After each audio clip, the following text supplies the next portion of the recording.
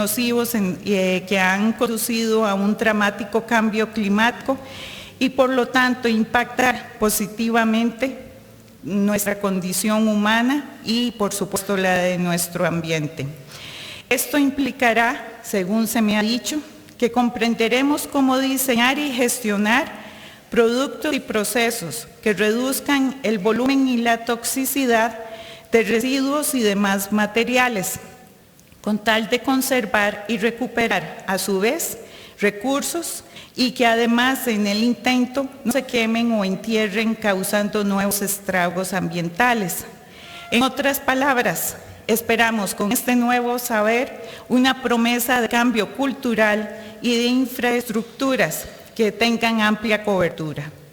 Y es que se nos está cuestionando que además el reciclaje ya no es suficiente, porque estamos agotando la frontera de la capacidad para reciclar todo y por eso debemos repensar en cómo reducir al máximo los residuos y la basura que generamos, en cómo reducimos realmente nuestra huella ecológica.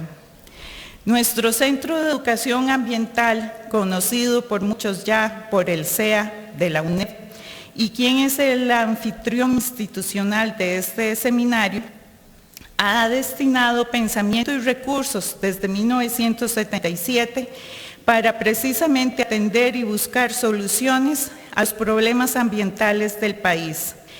Para ello ha utilizado diferentes medios tecnológicos disponibles de la institución y sus respectivas mediaciones educativas, de manera tal que hemos procurado hacer accesible el conocimiento, los principios y la cultura de la conservación del ambiente en general. En ese quehacer que ya ronda más de 42 años, el CEA ha crecido junto con la UNED y ha aportado capacitación en cursos y talleres como estrategias de actualización del tema y protección ambiental. Se ha involucrado y hallado nuevos aliados con los hoy presentes en esta sala. Ha respondido a desafíos, retos y formulación de políticas institucionales y hasta nacionales, que con más fuerza y apremio han surgido en la última década y que esperamos con este seminario sigamos ampliando nuestra red nacional colaborativa en el tema, porque de hecho la UNED es la única institución universitaria estatal que cuenta con un centro especializado en los asuntos de la educación ambiental. Sus más de 100 publicaciones en diversas temáticas ambientales, libros, memorias, guías didácticas, la serie infantil Mapachín, quien honrosamente ha sido coordinada por doña Sonia, y demás publicaciones hablan del trabajo y aportes que el CEA ha realizado ininterrumpidamente durante más de 4 décadas, razones que están de por demás para que sea nuestro representante institucional en el tema y hoy uno de sus organizadores de este seminario. Hoy podremos ser un grupo reducido de ciudadanos y ciudadanas reunidos por la causa ambiental. Pero hay suficiente conocimiento acumulado para hacer de nuestro planeta un lugar más ecohabitable y recuperar mejores niveles de sostenibilidad, especialmente de sus autorregulaciones naturales. Sin embargo, nada nos evita que seamos los responsables de nuestro destino como especie y que con nuestro desarrollo vertiginoso además asumimos responsabilidad por el devenir de las demás especies. Como dice un adagio, dar una mano a la naturaleza vale mucho y cuesta realmente poco. Así que aprovechemos esta mañana para compartir el sentimiento e interés que nos une y nos hace seguir haciendo frente a las posibilidades que podemos lograr para contribuir con la protección del ambiente en nuestro destino común de habitantes de nuestras comunidades y también de nuestro propio planeta. Buenos días.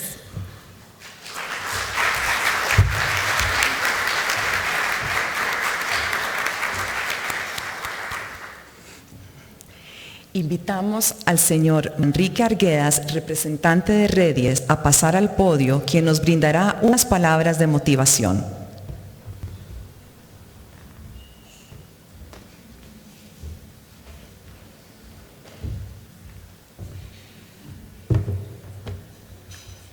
¿Qué tal? Muy buenos días, doña Maricruz. Vicerrectora académica, gracias por recibirnos y por ser anfitriones con Sonia. Siempre es muy grato hacerlo en instituciones amigas.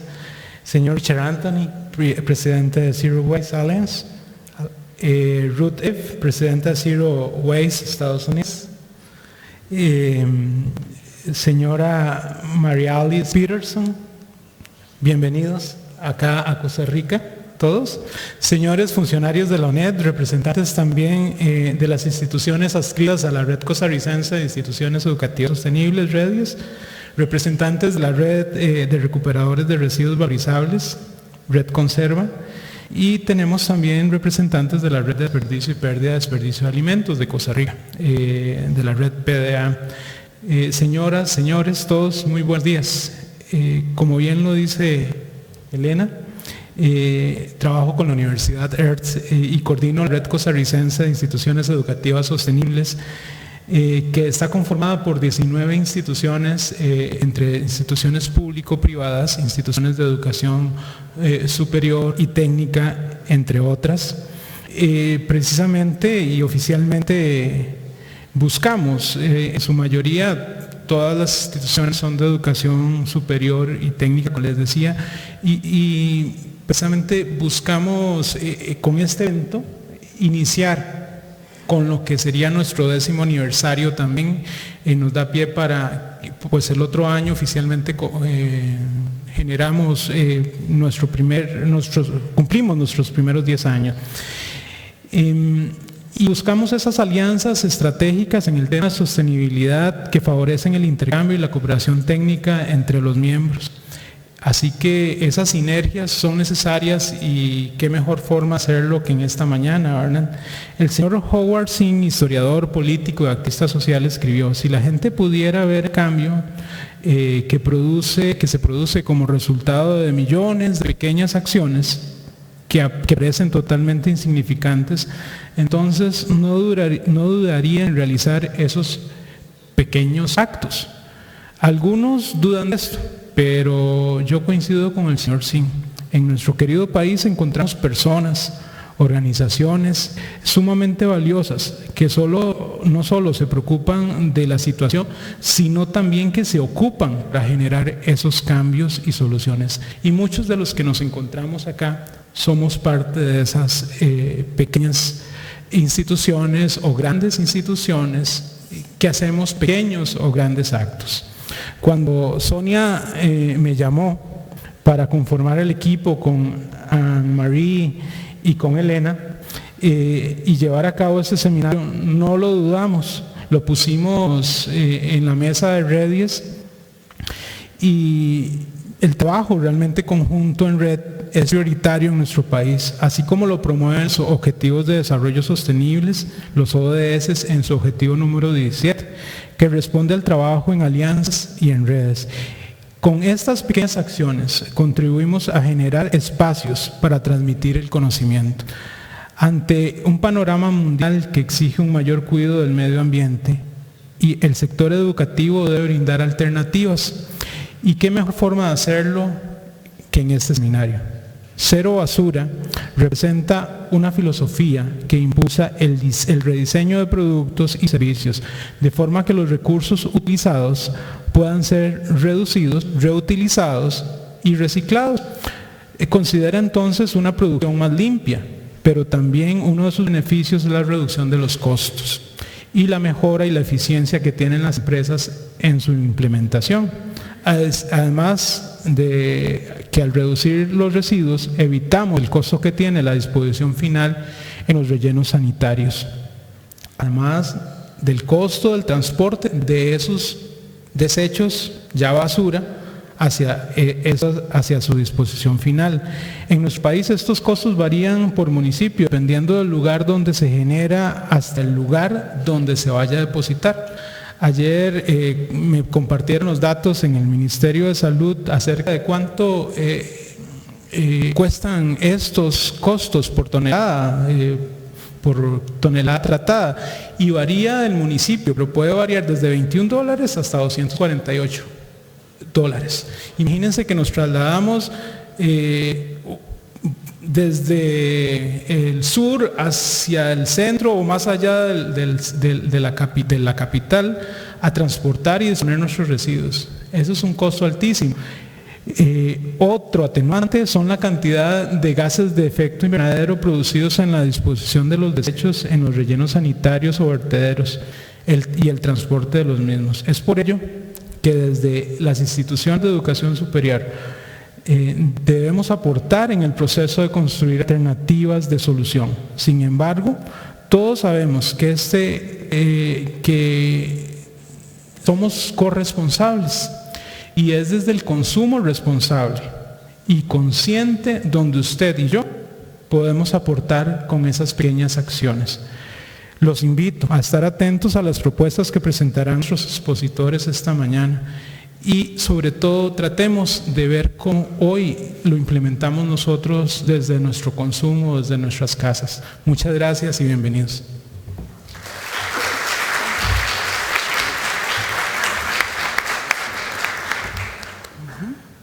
Invitamos al señor Richard Anthony, presidente de Zero Waste International Alliance, a pasar al podio.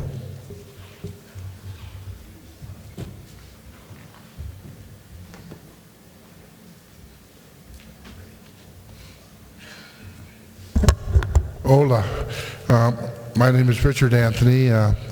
It's my pleasure to be here in Costa Rica. When I was in 7th grade, we had to do notes on Central America, and I did Costa Rica, and I loved everything I read about it. And so when I got a chance to come here about 8 years ago, when they were having World Cup in Brazil, I spent a week, and I'm fascinated. We came here, we were speaking, I do these lectures pretty much around the world trying to generate zero waste, and they have a big trade show in Las Vegas. And so they asked if we wanted to make the presentation, and I did. And in the audience was Anne Marie, and at the end of the talk, the end of the class, she came up to me and says, "Oh, Mr. Anthony, you must come to Costa Rica." And I said, "Yes, I would like to do that." And so we brought a team with us, basically probably about 150 years of experience in terms of, not that much because Mary Alice isn't that old, but a lot of experience working in the field. In my case, I started in 1970 as really a political organizer working on the college campuses against the war in Vietnam. At the same time, the environmentalists were organizing for the first Earth Day. Simultaneous to that time, in 1968, the USA passed the Clean Water Act and the Clean Air Act, because we didn't have any rules about air pollution and water pollution until 1968 in the United States. Well, that set up a whole momentum where well, first of all, we won the student election, and I became, I went to the president, I said, I need a job, and he said, I gave all the good jobs away, but I have this dump that was set up on Earth Day, where people bring in their bottles and cans and they recycle them, and all the volunteers gone and the administration's on my back because it's a big mess, so you go in and clean it up or make it work. And when we went down there, we found that we are selling newspaper at $100 a ton, making $1,000 for a big bin, and we just turned it into an enterprise. Today, that recycling center at Cal State Long Beach is still there 50 years later, and they're probably employing 50 students and raising $500,000. Well, that's how I started running a recycling center for 4 years. Then I worked in an engineering company for 4 years. I'm really a political science with my master's in, it was international government, political theory and public administration. So walking into a new field, and it sort of, we called it waste management in 1968. There were no rules. We literally wrote the rules. And the issues became, what do you do with all this waste coming at us? What do you do with it? And all the engineers said, we got to build a landfill, Rick. We got to build a landfill. And you get to find a place to put it. It took me about 6 years, a lot of very upset people not wanting that landfill in their backyard. And what we recognized that everywhere we went, the people said, well, why do we recycle this? Why isn't this being recycled? Why are you going to bury it in the ground? And what about the groundwater? What about the air pollution? And they were all right. They're right. We did double-line landfill. We did get it permitted. This was the first double-line landfill in California. But today I say it was a mistake. We need ultimate capacity for the stuff we can't get rid of, which is about 8%. We can probably recycle 90%. Anyhow, working in the engineering company, we did some first studies in office paper recovery and then curbside recycling. And then in 1979, I went to work for Fresno County as in charge of solid waste management for 500,000 people. And really, we didn't have much infrastructure. We had a collection system and some landfills. Can you move back from the mic and speak slower? Oh, sorry. Okay, speak slower, Rick. So I spent 10 years in Fresno County, and then I went to San Diego County, where here's the deal. This is the last of my personal stories, but what I learned is that in a democratic system, the politics change, sometimes every 4 years. And so for a bureaucrat, for an administrator, to try to implement a program that was positive this 4 years and then all of a sudden not so positive, it's a tough place to be. But also what I found is this is an industry where everybody has a piece of it. Every politician has said that to me, that the one thing every member in the public has opinion on is what to do with garbage. Every politician. So it's an issue that we can all deal with. It has to do with our quality of life. I put 20 years in government, and I spent the last 20 years as a consultant. We've set up zero waste plans pretty much all over the United States, Austin, Texas, Los Angeles, California, Oceanside, California, Fort Collins, Colorado. We just came back from Baltimore. In Baltimore, this was a zero waste plan that was actually uncovered by the citizens, the City Workers Union, and from the City Workers Union, they took it to the Sustainability Commission and then to the council, and was there helping them out, and by God, Baltimore is going to be a zero waste city. So here's the deal. If you're religious, and most of you are, or you're Catholics, the Pope told you got to deal with this, right? No more wasting, no more throwing food. So it's a religious thing. If you believe in God and religion, then that's the right thing to do. If you believe in government, it's the law in Costa Rica that you recycle and you be part of the system. If you believe in government, that's fine. If you're cynical and you want to say, where's the science? The science is here. This guy basically said, stuff exists. We're not going to argue how it got there or why it got there. This stuff exists, okay? Now that it exists, we use it in our lifestyle for survival and economy. So as we started to bring people together, we said we need to have an international definition of what zero waste is so that everybody could buy into the definition and move forward. So the definition is zero waste is a conservation of all resources by means of responsible production, consumption, and reuse, recovery of products, packaging, and materials without burning, and no discharges to land, water, and air that threaten the environment and human health. The one thing all human beings, all life on this planet has in common is that we need clean air, clean water, and clean land to live on. And anybody who tells you it's cheaper for them to produce product by polluting, it's both wrong, it's just wrong. You cannot allow, today that we know, if the product's going to pollute your river or your water or your air or your land, it cannot be done. It's all about children. The Native Americans say, we don't inherit the land from our ancestors, we borrow it from our children. And that's the way we have to move forward. So zero waste is the goal. It's not philosophy, it's more an ideology. It's aspirational. If you're an engineer, you say, impossible, we can't get to zero. So we say darn close. Any scientist who measures anything measures in 100% total, and if you get to 99.9, you're there, almost there, right? So it's a vision. The problem is let me just say this. Prior to the end of World War II, every city had mandatory recycling in the world. I want somebody from Coast San Jose say that didn't happen here. All over the world would I say that's absolutely true, because you need resources to make your economy go. So why would you throw them away when you couldn't get them in? But after the war, we brought people home and had to create jobs and planned obsolescence, and we created this incredible mess.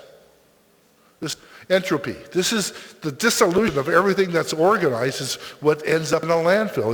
It's a mess. It's the ultimate. You can drive in cities in Europe, and as you enter the city, you see this giant mountain in front of the city, and that's their trash. It's a monument to their consumption. Not good. This is not a good thing. Excuse me. The other part of the solid waste solution was that volume reduction. Reduce the volume and make it sterilized well, and that was incineration. As we started to monitor incineration, we find out that there's all kinds of, even if you had the best filters on your stack, there's still these microparticles, little bits of metal and plastic that's in the air that get into your lungs. Incineration is not good. Secondly, the ash comes from the incinerator is pretty much hazardous. But the biggest part for me is that you're burning up your resources. Who here will say that the population of the planet is going to get smaller? We're almost at 8 billion people. Who's here going to say that the resources on this planet are going to grow? They're not. We're using them up. So the bottom line is you don't want to burn your resources. You want to use them. You want to use them for your economy. We figured out in California, just as we did the analysis, if we recycled everything, and I'll talk a little bit how that works out. If we recycled everything, it would be the equivalent of reducing all the exhaust from all the cars. I mean, that's huge when you talk about air pollution and carbon. This is from the Limits to Growth by the Meadows. This chart really turned me around in the 70s. The dotted line on top is resources on the planet, and the big heavy line is the population growth. On the left side is 1900, and the right side is 2010. And as you see, as population grows on the planet, the resources on the planet are diminished. I figured as a student in 2000, and that's where it crossed, that was going to be the revolution, right? But today it's the impetus. To me, I say, you look at this and say, if there's less stuff on the planet and more people on the planet, why would you waste and throw away your resources? You need to conserve them, part of your economy. So now that we decided we're not going to waste our resources, we're going to build an economy that we all can live in, where's our model? Well, what are we? We're life sources on the planet. What is the commonality of all of us? We breathe air, we drink water, or we reproduce. Nature is our model. Nature's our model. If we do things to fight nature, burn the resources, throw them in the river, what are we doing? We're damaging, shooting ourselves in the foot, aren't we? So we think of nature as the model. There's no waste in nature. One discard from one nature is the feedstock for another part of the nature. So that's how we have to look at it. If anybody wants to get into it, Janine Benes, Biomimicry. Oh, good book. And it talks about looking at animals and looking at plants and saying, okay, if you want to make an invention, figure out how that works, and maybe that's how you apply it. The other part of this is, and this basic theory of biodynamics, but the bottom line is that what you take today, you may not get tomorrow. There's no free lunch. That is, we consume the stuff today, we're taking it away from our grandchildren. I talk to these old guys who don't believe it. I say, put your grandchild on your knee and tell them why there won't be any polar bears or lions. We let that happen. Why did we let it happen? Now, you're not doing that here. You are a model for the world. What I'm learning from Costa Rica, that you're right up there as one of the best places. I mean, a third of your country is a national park. It's clean, and people can love it here. And I think it's right up with California and Italy as in environment. Now, we all have to do a lot of work, but I'm just saying to you, you're on the right track. You really are. You've got the rules. You've got some of the systems. It's now just involving the public in the process, right? And part of it is that's, so your free lunch today, our consumption today is taken away from them tomorrow. And finally, there is no way. You generated all this stuff. What are you going to do with it? Oh, I'm going to throw it away. Well, your away is my backyard. Can't do that. No more. We now know we can go to all parts of the planet. We know where everybody is and we know what's there. We can't throw our stuff somewhere else. We have to be responsible for what to do. There is no away. So as we consume products and we manufacture things, this is a waste. And what this shows is that there's all this energy that's being used up, all these materials and resources that are being used up to make the podium or make this jacket. We had to cut wood down. We had to ship the wood to a carpenter. We had to customize it. We had to paint it. All these resources. There were 71 tons of resources used to make 1 ton of product. So why would you waste? Why would you mine bauxite, make it into aluminum, then from aluminum into aluminum can, you're going out 3 different parts of the world, fill it with a Coca-Cola, and in 5 seconds you've drank it all down and you throw that can away. All that energy is lost. Today, you don't see aluminum companies, they're building recycling facilities because there's 99% of the energy used to make that can be saved when you recycle the can. And the same thing applies for paper and metal and plastic, all the resources. The energy that's involved in it is saved in it when you recycle it. If you throw it away, you've lost all that. So this is kind of the theory, okay? This is as I've did my 50 years, the first 4 years in engineering company was, well, Rick, you're the recycler. We've just got a contract with the state of California, and we want you to go up to San Francisco, and there's 5 landfills there, and you're to take a crew and separate out the material and tell us what's in there. This should be the engineers. Why are you picking on me? Okay, fine. So we've done this, and everywhere I've been, when I was in Fresno and was in San Diego, we do waste analysis because we want to know what you're generating and what's ending up in the landfill. Well, what I found is that we could take the materials that we find in the landfill and we can divide them up into market categories. That is, I can sell 90%. 90% of what you're throwing out, there's somebody out there who wants it. Okay, so we look at the market quantity. Notice I start with the yellow. That's textiles.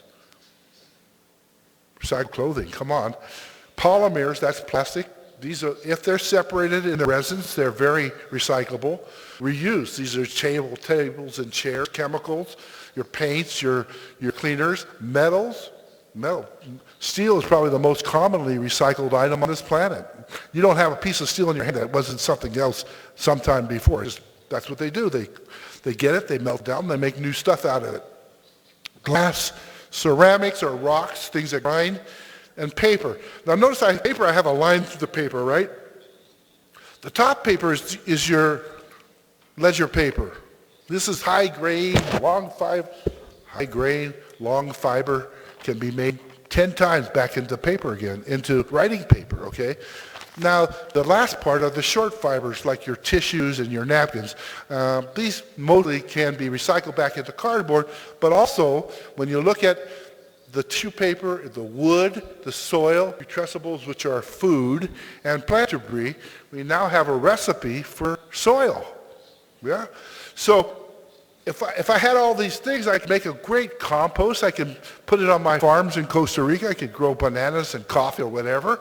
And half of the stuff that we're throwing away would be gone. So it's something to look at. And we set up our program and I think that's where we're going to work on in Costa Rica is the organic collection and composting. If you do that, what you have left is these other materials, which there's a global market, and we can sell them all. The only thing I can't sell, nappies. I don't know anybody who wants a bad, dirty nappy. Do you? So, I don't know. So, here, this is called, the new system is, the old system was you take from the environment, you use the material, and it ends up back in the environment, okay? This is known as the closed circle economy, okay? And the idea is that there are two types of basic resources. When you say wet or dry, I say organic and technical. So all your organic material, the green circle, from the generator can be turned into soil, it can turn into biogas, it can be turned into varied materials, and it goes back in the same circular economy. It stays in the circle. The blue, which is the technical, is your bottles and cans and newspapers. Again, there's the manufacturers, there's the use, there's the collection, there's the recycling. It stays in the circle. The red, that's slippage, that's mistakes, it's lack of public education, lack of cooperation, and partly products that are produced that are not technical or half technical and half organic, which is not a lot. It's about 4% of what's out there. But that's the stuff we have to tell the manufacturers, you can't make that stuff anymore. Either make it technical or make it organic or don't make it at all. And I would say if I was the boss of Costa Rica, I would say, you cannot sell that stuff in my country unless I can recycle it or compost it, because I don't want to put it in the ground and I don't want to put it in the air in the incinerators. So the bottom line, there is no off-ramps in the circular economy. That is, once it gets in, it stays in, and you use it over and over again. How am I doing? I was looking for that. I was looking for that 5-minute sign that she's behind me. So so the bottom line is we're talking about total use, or as much as we can, of everything and redirecting them into the right places. And part of the reason is that as we keep going in this carbon economy, we are putting methane in the atmosphere. And the methane, of course, is melting the icebergs and causing the seawater. And I think that's going to be a problem for Costa Rica. You've got a lot of coastal area, you'll be underwater. We don't want this to happen. So the way this works is that in management, and if you're a government administrator, you know this, on the first thing as a political official, our job as political is to make rules. Make rules, level the playing field so that those people out there in the city can make economy work and not be jeopardized by the government. Make rules, make it fair for everybody. That's important. So one of the rules would be that if you want to have a factory, you shouldn't have any waste. And Mary Alice will talk about the TRUE program, which is where we spend a lot of time working with corporations and private sector to say, you know, if you went to zero waste, it'd be huge savings for you. And what they found out during the recession was that even though they weren't selling a lot of product, if they could cut back on wasting, they were still able to make money. And that's a real important. We have a lot of companies around the world now that are zero waste companies.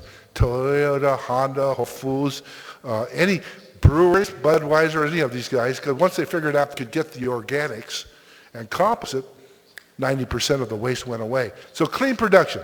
Learn to make a product without waste. Design your product so it fits, so you can recycle it, so it can repair. I want to reuse it, I want to reuse it, I want to reuse it, I want to fix it, I want to repair it. And finally, when it's finally broken or obsolete, then I want to recycle it. I'm still going to recycle it, but I want to reduce and reuse first. And then finally, you know, take pride, be a steward, be out there and show. I'll give you an example. The hotel we stayed in, Gran de Oro. Oh my God, she's a platinum in terms of operation. Bulk in the shower, there's soap and shampoos all in bulk. They're taking the food scraps and give to a pig farmer, buying the pork for the restaurant from him. It's a whole closed circle. These are champions. This is the product stewardship. These are the people we want to show the rest of the community. This is how we want you to act. So I think that's important. Then, okay, now you're in charge. I'm sorry, you're in the public works department, and you're in charge of dealing with this stuff, okay? So the first thing I want to do is I want to encourage everybody to reuse. I want to say that there's basically 4 separations. I'm going to show you a video of Japan where they have 34. But we can do it in 4. We can put all the recycling in a blue bin, and all bottles and containers and paper, and that goes to a materials processing facility where it's separated out and baled, and boom, never touches the landfill. You put your organics, whether it's food and yard, together in a green bin. They do this in San Francisco. Ruth will show you. And it doesn't take it to the landfill. You take it to a farm where you grind it up, or you take it to Javier, where you grind it up and you compost it and you make soil for community. The reason part of it is, why would you throw a table or a chair or grandma's old linen in the landfill just because you're moving out of town? Historically, you would take it to church and give it away. I say we collect it. City collects it in trucks and takes it to a warehouse, and give the thrift stores a chance to deal with it, the repair guys, and the rest of the stuff, maybe we use our working class population to take it apart and recycle it. So there's a last piece of some of this stuff that can't be picked up, like paint and fluids and hazardous waste. We suggest at your transfer stations, the place where materials are being moved, we create resource recovery parks where you can bring in your household hazardous waste. Those people who have small shops or don't have a collection service can bring their recycling and their organics, and everybody goes to the right place. And Ruth, again, will show you some examples around the world of what they look like. So the bottom line is, when we've heard this forever: reduce, reuse, recycle. We've added redesign and reimagine. And imagine a system where things are all linked together, because the definition of ecology is that everything is connected. So when we realize that, we're not asking the public to do very much. We're just saying, make a choice. You got this in your hand. Put it in the blue bin or the green bin or the black bin. What's the big deal? It's not a big deal. This is my story. Now, I'll tell you, the Italians pick up a different item every day. In Kerala, India, you take your organics to the composting facility and the vendors buy. But in California, we have these basic three bin system. Blue bin for containers and paper, the green bin for organics and yard waste, and what's left in the black bin is usually baby diapers and bagged dog poop. And that's going to the landfill until we figure out what to do with that. Key element is producer responsibility, and the producers taking the responsibility with their product and doing this, and basically showing the champions and letting people in the world know that. Just a few minutes on designing for the environment. Not too many people my age in the audience, but some of them may remember when they made beer cans with the flip tops went off the container, and you'd go to a park or a beach and there'd be all these flip tops all over the beach. Well, somebody saw that as an environmental problem, redesigned the can, so when you open the can, the tab goes inside the can. Not brain surgery, not rocket science, but something have to do. And part of it is looking at our product and finding out, put the design for recycling in that combination of the product you're making. You want it to last, you want it to be repaired, you want to be able to recycle it. Clean production system, again, take responsibility when you manufacture, not to make any waste. I think the best one was, it was a McDonald's factory. They were making cookies, the cookies for McDonald's hamburgers, and he had two big problems. One was all the clothing, the gowns that they wear, and the other one was there was this organic thing. And what happened is there was a sharp corner on the conveyor belt, and at that corner is where the cookie fell down. And some of the cookies ended up with the other stuff in the trash bin. We just put another container to put the organic in one thing and the paper in the other. It was just a matter of looking at your line and figuring out how to make it clean. That's, again, it's an interesting job for people to do. It's not that hard. So bottom line, when it comes down to it now, it's us, right? Pogo said we met the enemy and he is us. And it is us because we buy this stuff. Now, if you didn't like what he did with the way he manufactured it, then you shouldn't buy his product. I like to say people that if you're upset with the product, but you want the product, write a letter to the manufacturer, say, I love your product, I hate your package, change it. Make it recyclable, make it durable, make it work. Let the manufacturer know that you're out there, you're buying their products. And believe me, they're sensitive to this. Prior to this age of obsolescence, a manufacturer had a repartee with the public. You bought their product, and when it was needed fixing, you took it back to him. He fixed the clock. He fixed the radio. You used to have a TV repairman out there. Your TV breaks today, you send it back, they give you a new one. They don't fix it. They don't know how to fix them. It's really crazy. We have to redesign. So as the consumer, you make the choice. And we can change the world by changing our buying products. We still can get the stuff we need. I'm not saying you shouldn't get the stuff you want, but there shouldn't be excess packaging. There shouldn't be stuff in there that's going to harm the environment. If they had to use toxic chemicals to make it, no. Say no. You just say no. You can't do that. So anyhow, let's use our dollars. This is going to be the campaign for the next years, because we're going to use social media to tell her. I think that you're watching right now on Break Free from Plastic. You're now seeing advertisements about Coke and different containers in the environment. And the question is, why? Why is this stuff here? Who owns this stuff? The other part is the policy shift, I believe, that's happening in Costa Rica. You got to make rules. Okay. First thing, you make the rules. Let people understand the rules. You have to educate people what the rules are, and then you have to enforce the rule. Reinforcement, that's really important. But you need 2 or 3 years to ratchet in. But in San Diego, we went mandatory on curbside recycling in '95. And we said, if you mess up your bin, we're not going to collect it. Waited a couple years, and then when the hauler picks up the material, if it's not a recyclable material in the recycling bin, he puts a tag on it. Oops, you made a mistake. And he gives the tag to the city. The city goes and talks to the resident and says, you must be new in town. These are the rules. And we're not going to fine you at this time, but next time we will. And pretty much in 20 years of doing this, maybe 3 fines. Because people, once they understand what they want you to do, that's the biggest thing. They don't understand what you want them to do. Let them know. So good rules, let people know what the rules are. Just on the bottom line, this is a personal thing with me.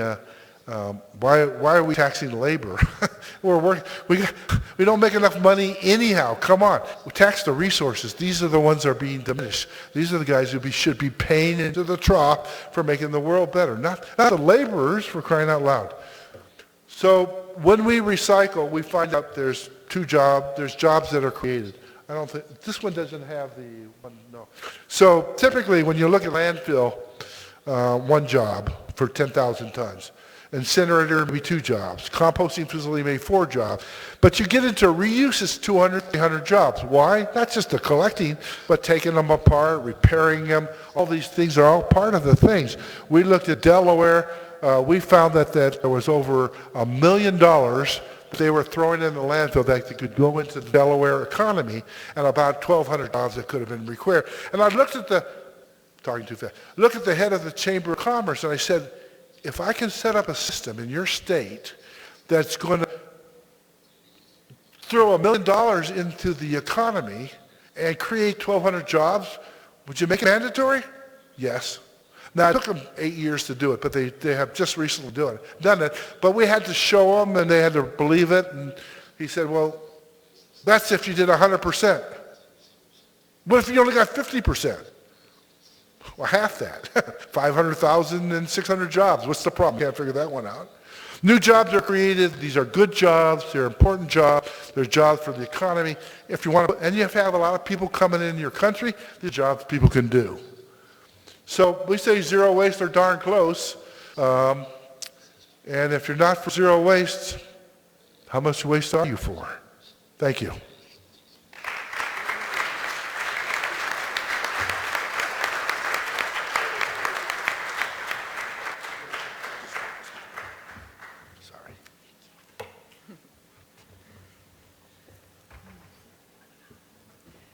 Thank you, Richard. Muchísimas gracias, Mr. Anthony.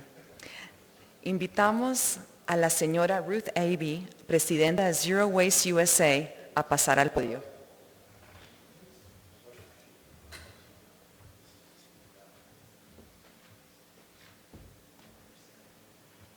Good morning. Thank you so much for UNED for hosting us. Thank you so much for Zero Waste Costa Rica for organizing this whole week. We have been touring around the city and visiting many universities and organizations and getting inspired by what everyone is doing here to create zero waste. And we're very enthusiastic to support zero waste in Costa Rica and support your efforts and your leadership. I'm from Zero Waste USA. We are a national affiliate of Zero Waste International Alliance, and we work with communities and institutions to encourage them to embrace and achieve zero waste. That is our mission and that's our goal.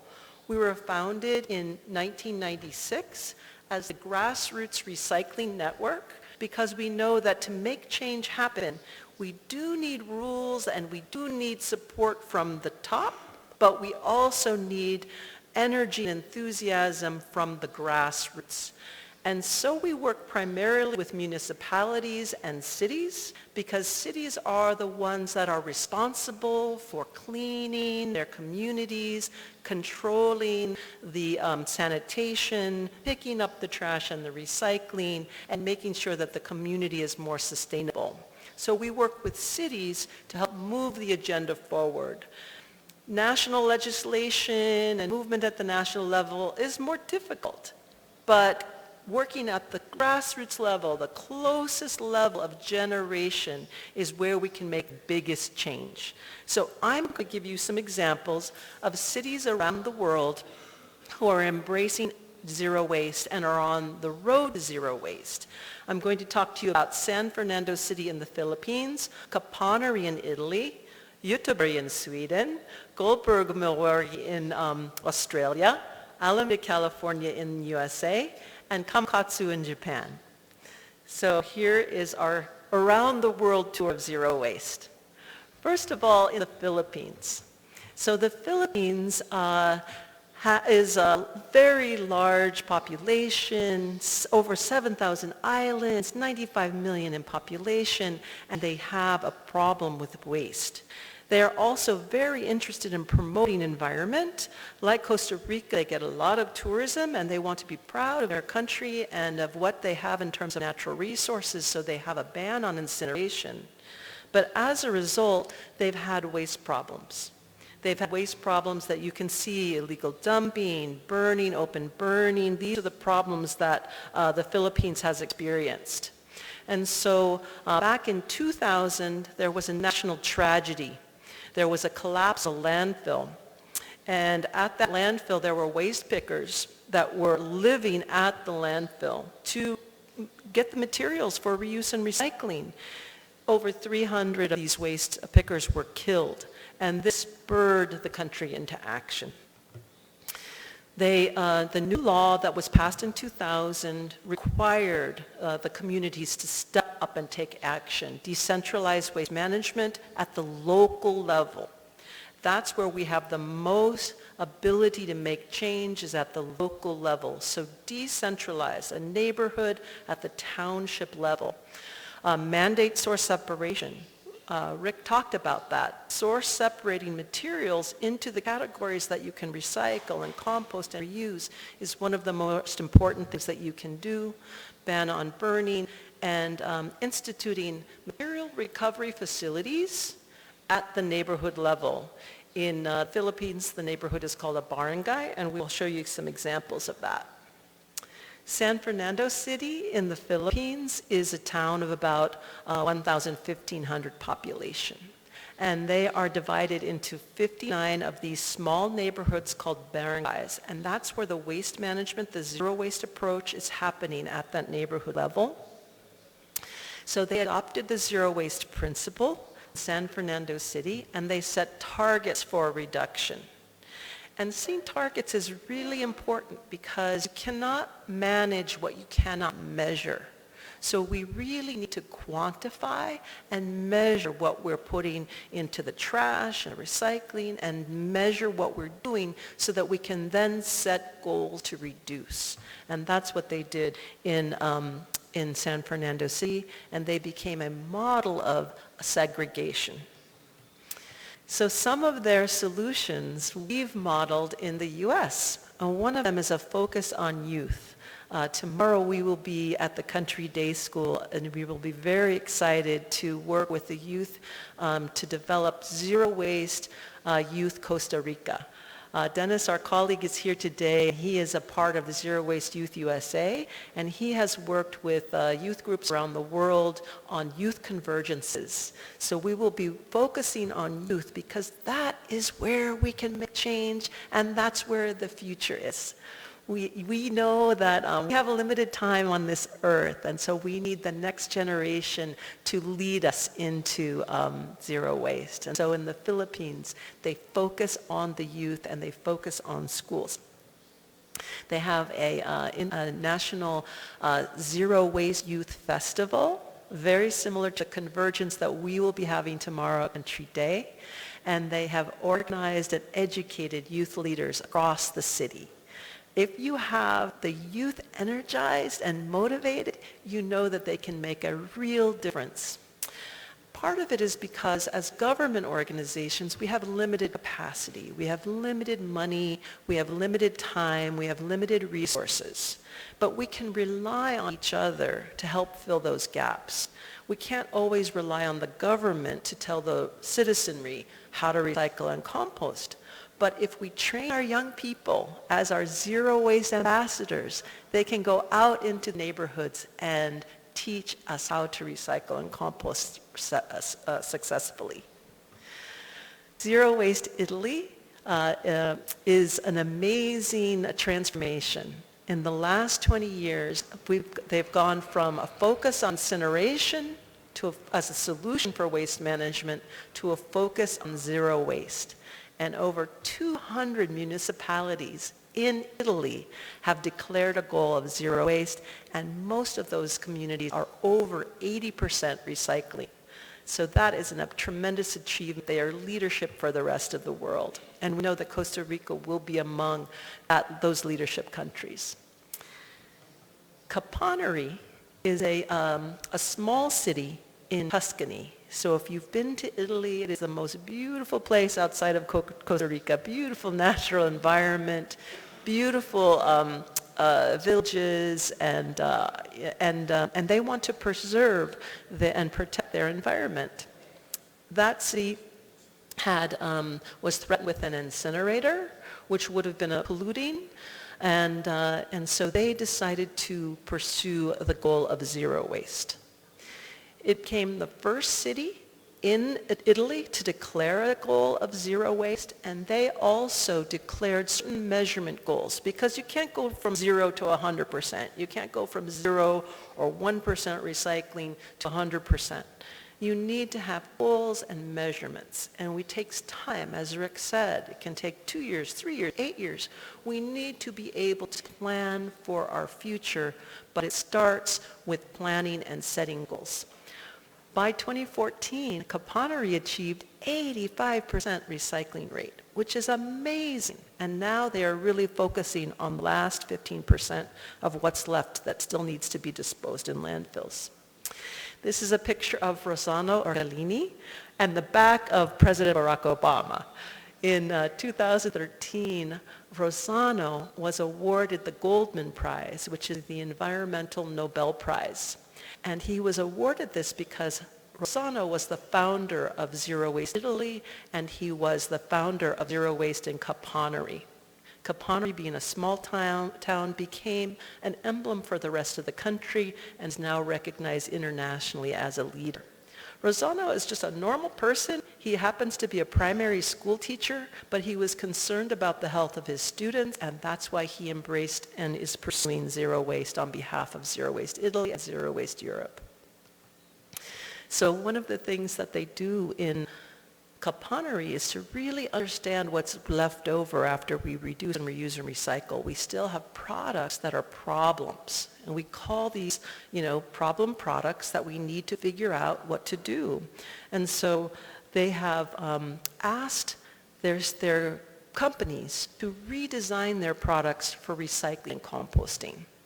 When they did a waste audit, of the trash in Kapaneri. They found that they had these little tiny coffee capsules and little tiny pieces of plastic that were left over and couldn't be recycled or composted. So Zero Waste Italy wrote to one of the premier coffee makers in Italy, Lavazza, and Lavazza wrote back. It told them, we can't recycle or compost your coffee capsule. It's plastic with coffee in it. Can't be composted, can't be recycled. And so Lavazza redesigned a coffee capsule, so now you can get a reusable, recyclable, and compostable coffee capsule from Lavazza. That's the power of zero waste, and that's the power of grassroots organizing. This is just a picture from the design lab in the UK. And this is just another example of ridiculous packaging. So who needs to shrink wrap their banana? Banana already comes in a perfectly good package, which is a compostable package. At this supermarket in Austria, they had shrink wrap bananas. And so the People's Design Lab made a campaign about it. And similar to Lavazza, they said, yeah, you're right. We can sell our bananas in just their skin.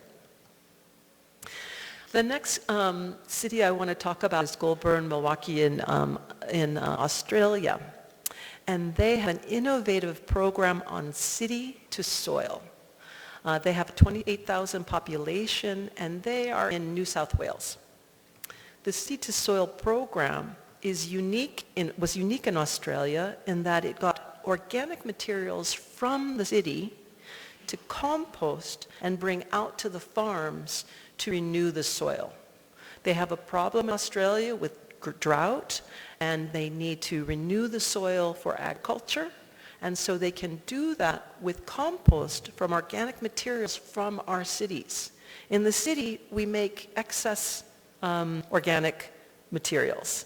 We learned yesterday from the professor at Leeds University that in Costa Rica, 58% of what is thrown away in Costa Rica is organic material, meaning food scraps and yard trimmings, plant trimmings. 58%. So we know that in Costa Rica, the solution is going to be composting. It's going to be reduction, reduce, reuse, recycling. So the Cities to Soil program is an example of bringing materials from the city, getting them composted, and delivering them to the farmers who need it. The program was very successful. At first, you need to have farmers understand that the product that you're giving them is going to be of a high quality. If you give the farmer contaminated compost with plastic or glass pieces in it, he won't want more compost. He wants a good quality compost, and that requires good training on the part of the municipality and of the organizers to make sure that the residents and businesses that are producing the compost is of high quality. The program was about soil management, not waste management, because the whole purpose was to renew the soil in the municipality. The program engaged the community, it engaged the residents and businesses, and it engaged the farmers, and was very successful. The residents were rewarded for placing organic material in the bins to collect it, and that it was of high quality, and the farmers found really improved results, including things like increased yield of their crops, reduced water use, improved soil structure, reducing the need for chemical fertilizers. So it was a win-win opportunity. The farmers got a better quality crops, and the residents were able to divert their organic material from disposal. So these were the results. They demonstrated that they could return the nutrient to the soil and create a quality product by getting organic material from the city and returning it to farms. The next example we have is from Göteborg in Sweden. Göteborg is also called Gothenburg, and it's the second largest municipal region in Sweden after Stockholm. It's a population of approximately 1 million in the region. And what they have there is a very unique resource recovery park. Rick made reference to a resource recovery park as a place where you bring materials that you don't know how to recycle and compost at home or through the municipal collection. These could be things like furniture, textiles, other things. At the Reuse and Recycling Park in Utebury, they are creating a wonderful place to come, a social experience where everyone wants to come and bring their materials and recycle and reuse. This is the outline of the park. And this is a look at it from the top. So when you drive in with your car, they have personnel to assist you in unloading your materials. And they call them shoppers in reverse, right? They are helping you, personal shoppers in reverse. They are helping you unload your unwanted items, and those can be reused and recycled appropriately. But they also want you to hang around and learn about recycling and composting while you're at the Reuse and Recycling Park. This is a picture of a dog that can sort materials into 7 different categories. So if you think it's difficult for people in Costa Rica to sort materials, if a dog in Sweden can sort materials into 7 different categories, so can we, right? This is an example of how to make the park attractive. They have a cafe, they have a clown, they have a retail area where you can buy things that are the people have donated for reuse. Here's the example from my hometown, which is Alameda. Alameda is near San Francisco in the Bay Area of California, and that's where I live. So this is an example from my town. We have a town of about 75,000 people, and our city is really focused on sustainability because we're an island that's very vulnerable to sea level rise. So here is Alameda today. It's an island in the San Francisco Bay, and here is the city after 10 meters of sea level rise.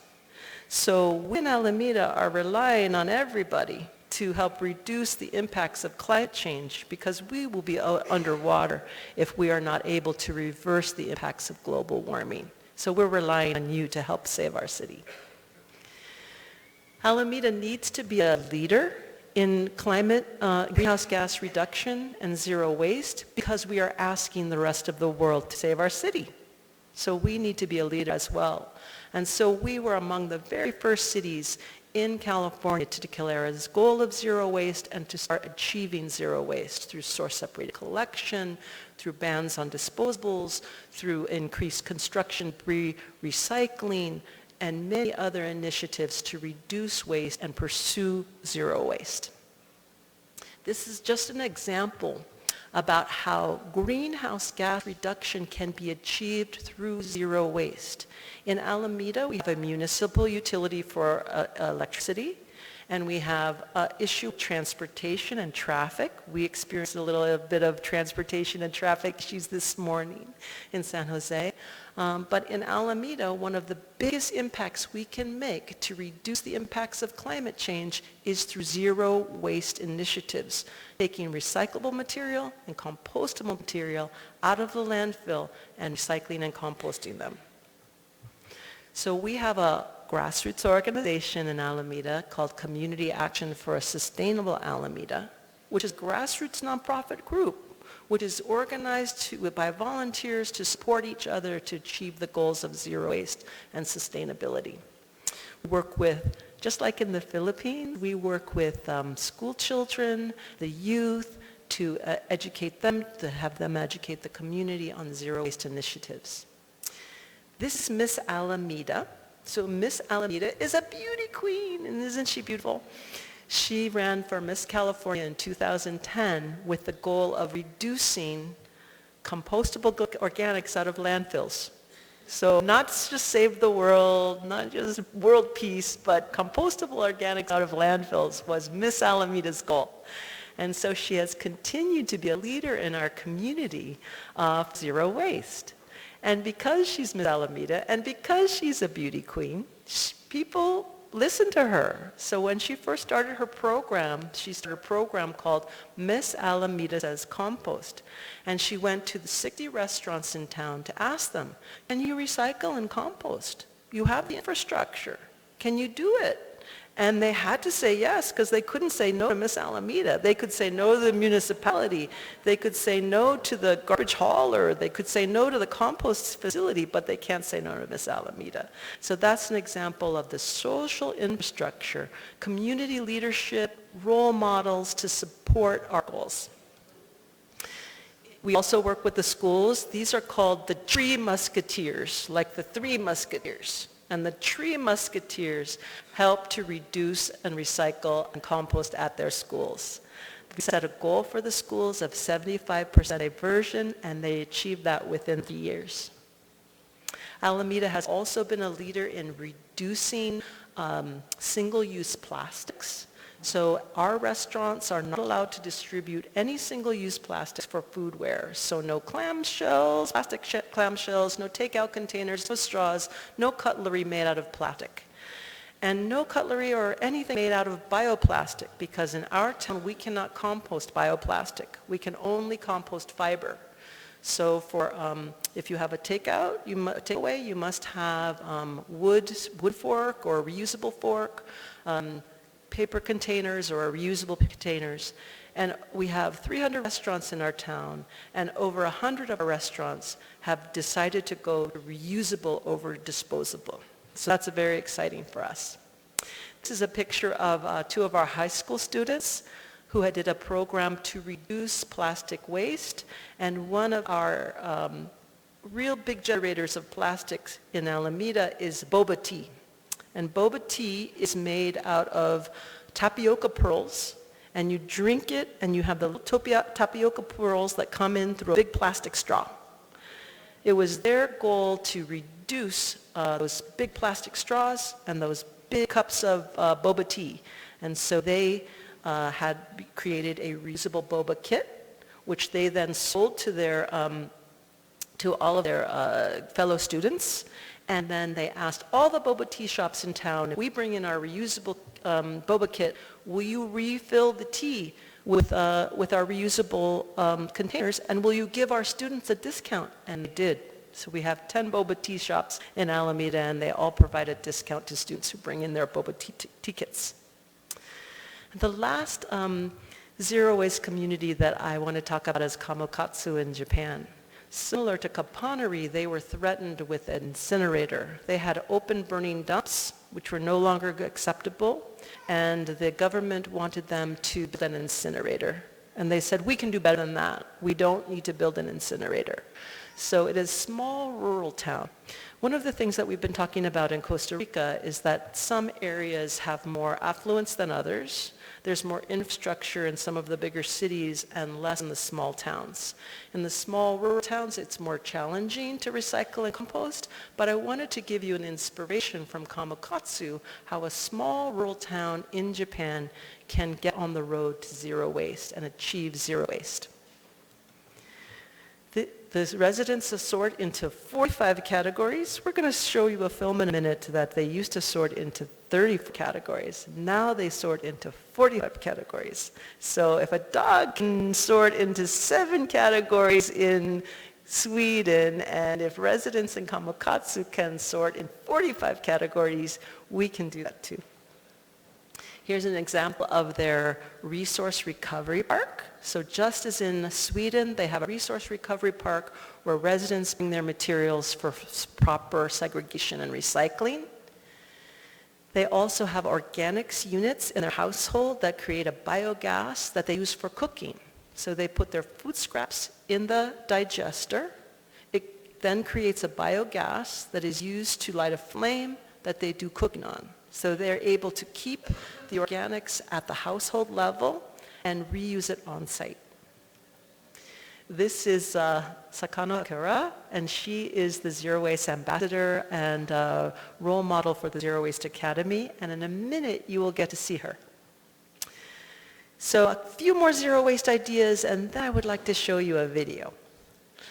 This is an edible algae cup from Indonesia. So for a takeaway, instead of a cup made out of plastic, it's made out of algae, and then you can actually eat the cup. Here's Mr. Trash Wheel in Baltimore. We're working with Baltimore, City of Baltimore, which is near Washington, D.C. in the U.S., and they had a problem with trash in their rivers. So obviously they want to reduce trash going into the rivers, but they also want to clean up the trash in the rivers. So Mr. Trash Wheel is solar powered, and as trash comes down the river into the bay, it's captured by the Mr. Trash Wheel so that it can be properly recycled and disposed. That's Mr. Trash Wheel in the Baltimore Harbor. Mr. Trash Wheel is so popular that they make plush toys out of him. And he has a Facebook page and an Instagram, and you can follow Mr. Trash Wheel on social media. He's very popular. And the importance of it is not so much that we want to take the garbage out of the river. We want to reduce trash going into the river. So by popularizing Mr. Trash Wheel and keeping him from having to work so hard, school children and others in Baltimore can learn how to reduce waste. Literati is an app on your phone that you can go around and take a picture of the trash or recycling or compost and then document it worldwide. And you can be on a map all over the world, and you can see what a difference you're making. This is really important for school children. This is really important for others that are trying to understand and make a difference. They have an app on their phone, they take a picture of the trash, they pick it up, they recycle or compost it or throw it away, and then they document that in the World Wide Web. This is a picture of all the literati sites all over the world. And I think we're going to have a big one in Costa Rica of people who are picking up trash and recycling and composting correctly. This raising awareness, creating the community of zero waste and proper recycling and composting is what Literati does by sharing the results worldwide. Here's Hyderabad.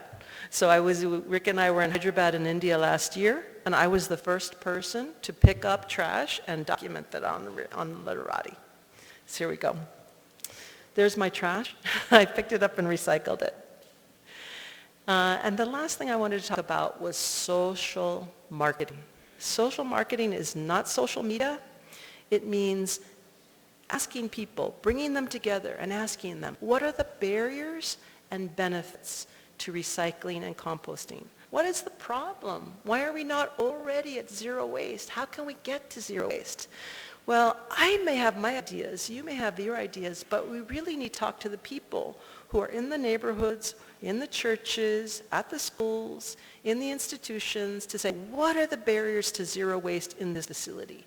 How can we eliminate those barriers and solve those problems? It's through grassroots discussion and working together that we can solve them together. Community-based social marketing is a tool to achieve the results of zero waste by identifying the solutions and minimizing the barriers.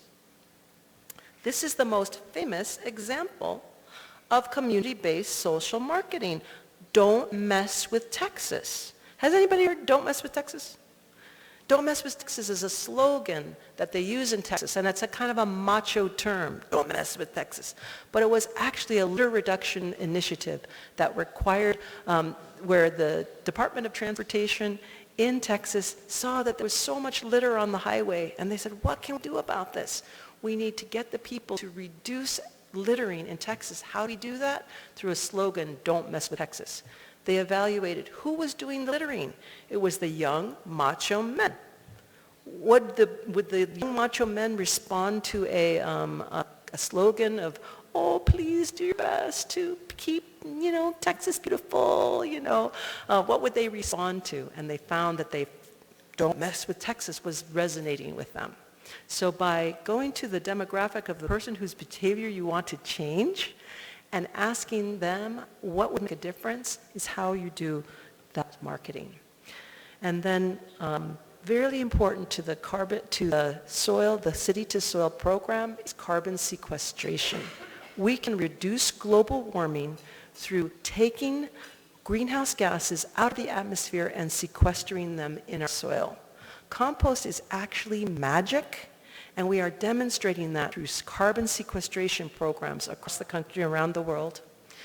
Compost can actually reduce global warming when you put the compost applied onto rangeland or farmland that is not tilled. The plants grow, they bring the carbon deep into the soil where it can be sequestered, just like a big tree, a big redwood tree, thousands of feet high. The plants in the soil can sequester carbon in their roots. And this is an example of a Marin carbon project in Marin County in California, where they are demonstrating through the University of California at Berkeley how to sequester carbon in the soil. This is our new Green Deal, which will be all about recycling and composting and creating city-to-soil programs in California, sequestering carbon, and saving the future for our families and our children. And we are very excited to be supporting you and your efforts here in Costa Rica. And now I think we're going to show a short video before our break. Thank you, Oscar.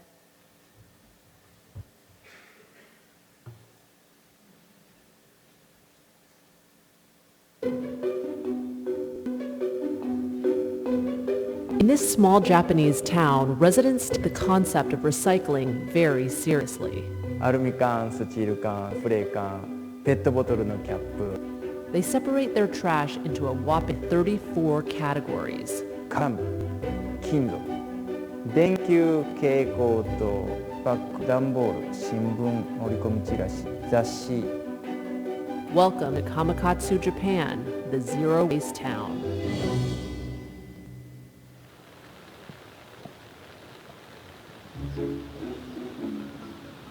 きれいなプラはこの中にはめて、こう餃子なんかして油がいっぱいついている分、お水をかけても落ちない分についてはHatsui Katayama diligently separates her waste according to Kamakatsu's rigorous zero waste program. ペットボトルは蓋を取って、でここにこれいっぱい。In the very beginning, so Kamikatsu was doing it open incineration, but people could see that's really hurting the environment, at the same time the health of the people, so zero waste was created. Since the program began in 2003, 80% of the town's garbage gets recycled, reused, or composted. The rest goes to a landfill, but by 2020, the goal is to be 100% zero waste. この牛乳のパックとか、これもみんなレッコに持っていきます。アルミがこっち。スチール缶が、スチールがこちらです。それここがガラス類。分別も大変やけども、カンカンにしても全部中を洗って処分せないといけないっていうのも大変やし、面倒くさいし、最初これがちょっと抵抗がありました。 It's been very tough in the way to gain the understanding of the people. Of course, when they had to separate garbage into 34 categories, which is massive, it's really like just tough. Residents must wash, clean, sort, and then bring all of the materials to the city's recycling center, where monitors such as Kazuki Kiyohara make sure it's being done properly.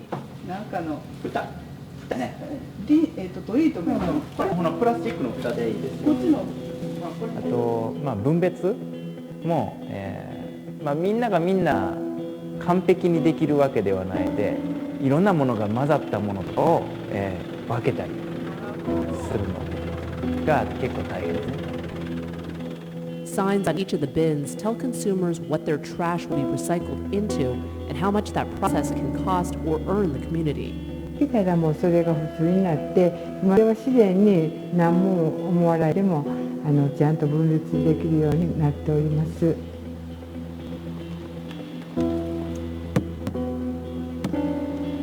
The town has what's known as a kuru-kuru shop, meaning circular, where residents can bring in and take used items for free. There's also a factory where local women make products out of discarded items. We had lots of like old kimonos or those clothes or these flags not used anymore. So we asked all these bunnies who really had the skills for the sewing. Then they made it into a craft like teddy bears or bags or what I'm wearing right now as well. It's made out of all these fish flags that we celebrate and then use it for the Children's Day. Businesses all over Kamakatsu have incorporated ways to become zero waste. we are cutting, by doing the recycling, the cost into 1/3 compared to when we actually burn everything. We are trying to focus more in how can we change our lifestyles to not to produce any waste. Even in this small town with only 1,700 people, everyone look at each other and then look after or take care of each other. So this kind of supporting system within the community really helped for the implementation of zero waste.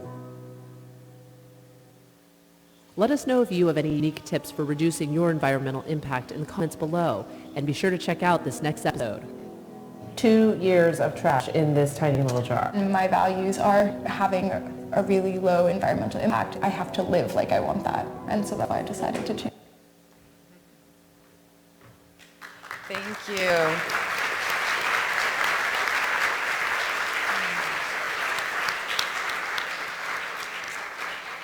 Thank you, Mrs. Abby. Invitamos al público presente a tomar un refrigerio en el comedor que se encuentra al lado. Se les solicita llegar y continuar con el seminario en 15 minutos, por favor. Muchísimas gracias.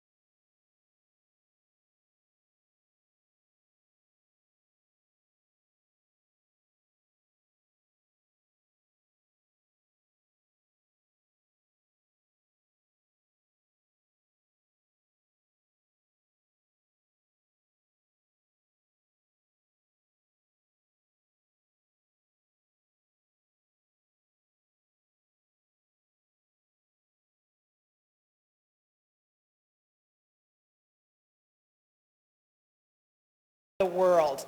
I worked for the Walt Disney Company for Disney for 16 years, and we as a company, international big company, have to track and understand what's happening in the world that our company needs to be mindful of. And so I started looking at all the plastics legislation. So we know Costa Rica just this month finalized their plastics legislation prohibiting straws, mandating plastic waste management education programs, recycling actions that importers and producers of plastic containers have to be responsible. So that's awesome. That's what we like to see in zero waste. And that plastic bags have recycled content. So this is great leadership, and this is going to help bring Costa Rica to a better era of better resource management and getting towards zero waste. But all around the world it's happening, and we don't always have all the answers. So right now the UN has their sustainable development goals that I love, because they're telling everyone, every country on the planet that we need to be mindful of life below water and on responsible consumption and production, which talks about reducing waste and managing organics through composting. And so we have that directive from the highest organization in the world. And then the European Union has been doing all kinds of work around banning single-use plastics. They've got about 20 items that they want to stop producing. And so when that happens, when the EU, as big as it is, that's going to influence all the other countries in the world. France banned plastic cups by 2020, requiring that food tableware be made of compostable materials, and wanting things that, and increasing diversion by 60%. Germany also is trying to reduce plastics, increase reusable packaging, very important, reutilizar the contenedores, increasing recycling, improving compost. And then Norway is also fast-tracking a plastics ban. They're planning to cover cutlery, plates, straws, chopsticks, cotton swabs, and drink stirrers by next year, really soon. Scotland is also trying to reduce plastic straws. Again, the UK itself is doing a lot of work and asking for greater use of recycled plastics, discouraging difficult to recycle plastics. So that's a big challenge for us everywhere in the world, is that packaging has become more complex, and that a lot of things that used to be paper or plastic or metal are now paper, plastic, and metal, all together, all fused together. And so it's very difficult for a recycler to separate those materials in order to be able to recover them. So we're dealing with some big challenges, all of us around the world, to solve these issues. Canada, of course, Canada we know is very environmentally progressive, and Vancouver, they're banning straws and planning to reduce styrofoam cups and takeout containers. Jamaica also, because what we're realizing is that tourism suffers when there's litter. Costa Rica is very clean. We know that you're conscious of making sure your country is beautiful and that the tourists don't see litter where they go. But there's some places, Jamaica is still challenged. Many places in Southeast Asia, you know, that you go to a beach and you see the garbage and you don't have it's not as nice of an experience. You may not want to travel there anymore. So it's very important to these countries that rely on tourism. India is taking some very big steps to reduce their packaging. They're trying to reduce all their containers, spoons and forks. And Indonesia as well. Now Indonesia has many problems with litter because they don't have collection. They don't have trucks. They don't have landfills. A person in Indonesia gets a product with packaging. The only place they have to put it is in their yard, in their river. And so it's not, I don't even blame the people there because I see it's difficult, it's not easy. So Indonesia has some big challenges and they're trying to work on this. Of course, many of these countries prior to maybe 5 or 10 years ago only use natural materials. They use a leaf of a banana. They eat at home. They don't have products in packaging. So for them, dealing with the modern problems of plastic waste packaging, it's a new challenge for them. And so the idea is let's not keep going that direction toward more plastic packaging. Let's try to figure out how we can enjoy our food and not have things that we can't recover or that we're multinational companies are maybe producing and making a profit selling there, knowing that country has no means of responsibly handling waste. So, these are big challenges. Malaysia, again, they're trying to, they've given themselves till 2030 to deal with their zero waste plan, charging for plastic bags, only offering straws on request, all those little things. South Korea, Sri Lanka has banned polystyrene food containers and shopping bags and banning all polyethylene products. Taiwan is a blanket ban on single-use products just a couple years ago. Thailand plans, as you know, China and Thailand and some of the countries that used to process recyclables, they don't want that anymore. So zero waste people, we've always said, keep your resources. Those are materials that if you are smart and think smart, you will reuse those in your own country. When you ship materials to another country, bye-bye, no more resources. Maybe you harvested the forest, Los Bosques, and you dug mining, and those materials used one time, and you threw them away. It's not responsible. It's not a good use of resources. So it's almost a good thing that China and these other developing countries don't want our materials, because now we have to be responsible. The United States is not, right now, not a great time in U.S. for environmental initiatives, new things, but we did authorize a Marine Debris Act, stating that if there was a plastics issue, that it could be a severe marine debris event and that our country would address it. So that's a little bit of progress. Many countries have bottle bans or mandatory recycling laws, including many U.S. states. And styrofoam has been banned all over many cities in U.S., especially on the coast, cerca de las playas. California, where we're from, has many laws to encourage recycling, and that's why, we love that our state is exercising leadership and hopefully showing people the way to go. So we've got like Costa Rica. So Costa Rica may want to look at California's law requiring recycled content in plastic bags, because you're trying to do that now. So we've been doing that since a long time, 1994. We have another law that requires plastic packaging either be reusable or refillable or recyclable. It's challenging to implement. It's not perfect yet. We have another ban on carry-out bags. At grocery stores, you don't get un saco gratis. Necesito comprar un saco o no saco. More so. Yes, sorry. Okay. And then the big law, the big exciting law, recently California, is our Circular Economy and Plastic Pollution Act that just was introduced in 2019. It's proposing recycled content, and that's important because we need to have demand for the materials we're collecting. We need to have markets that will buy those materials. So by having laws that say you must use recycled content, it helps the recycling industry. And then many private companies are also adopting bans. And the Walt Disney Company where I worked, they banned straws. They're trying to eliminate the hotel bottles, the shampoo bottles in hotels, and have them bulk, and to try to reduce styrofoam as well. And all these other companies, Alaska Airlines, which flies to Costa Rica, Bon Appetit, Marriott, big hotel chain, Royal Caribbean, many companies are working on this together. And then plastic bans, from bigger plastic bans, not just straws. And has anybody read National Geographic magazine? They have many resources and information now about plastic pollution. They've taken this on as an issue, and they have a Planet or Plastic program where there's a lot of data about where the problems with plastic are coming from and what's being done to address them. So I recommend National Geographic as a resource for all of us working on these issues. Okay, so now I want to talk about what I'm mainly here for is our business certification program and individual certification program called TRUE, Total Resource Use and Efficiency. It's a program to help businesses figure out how to get to zero waste.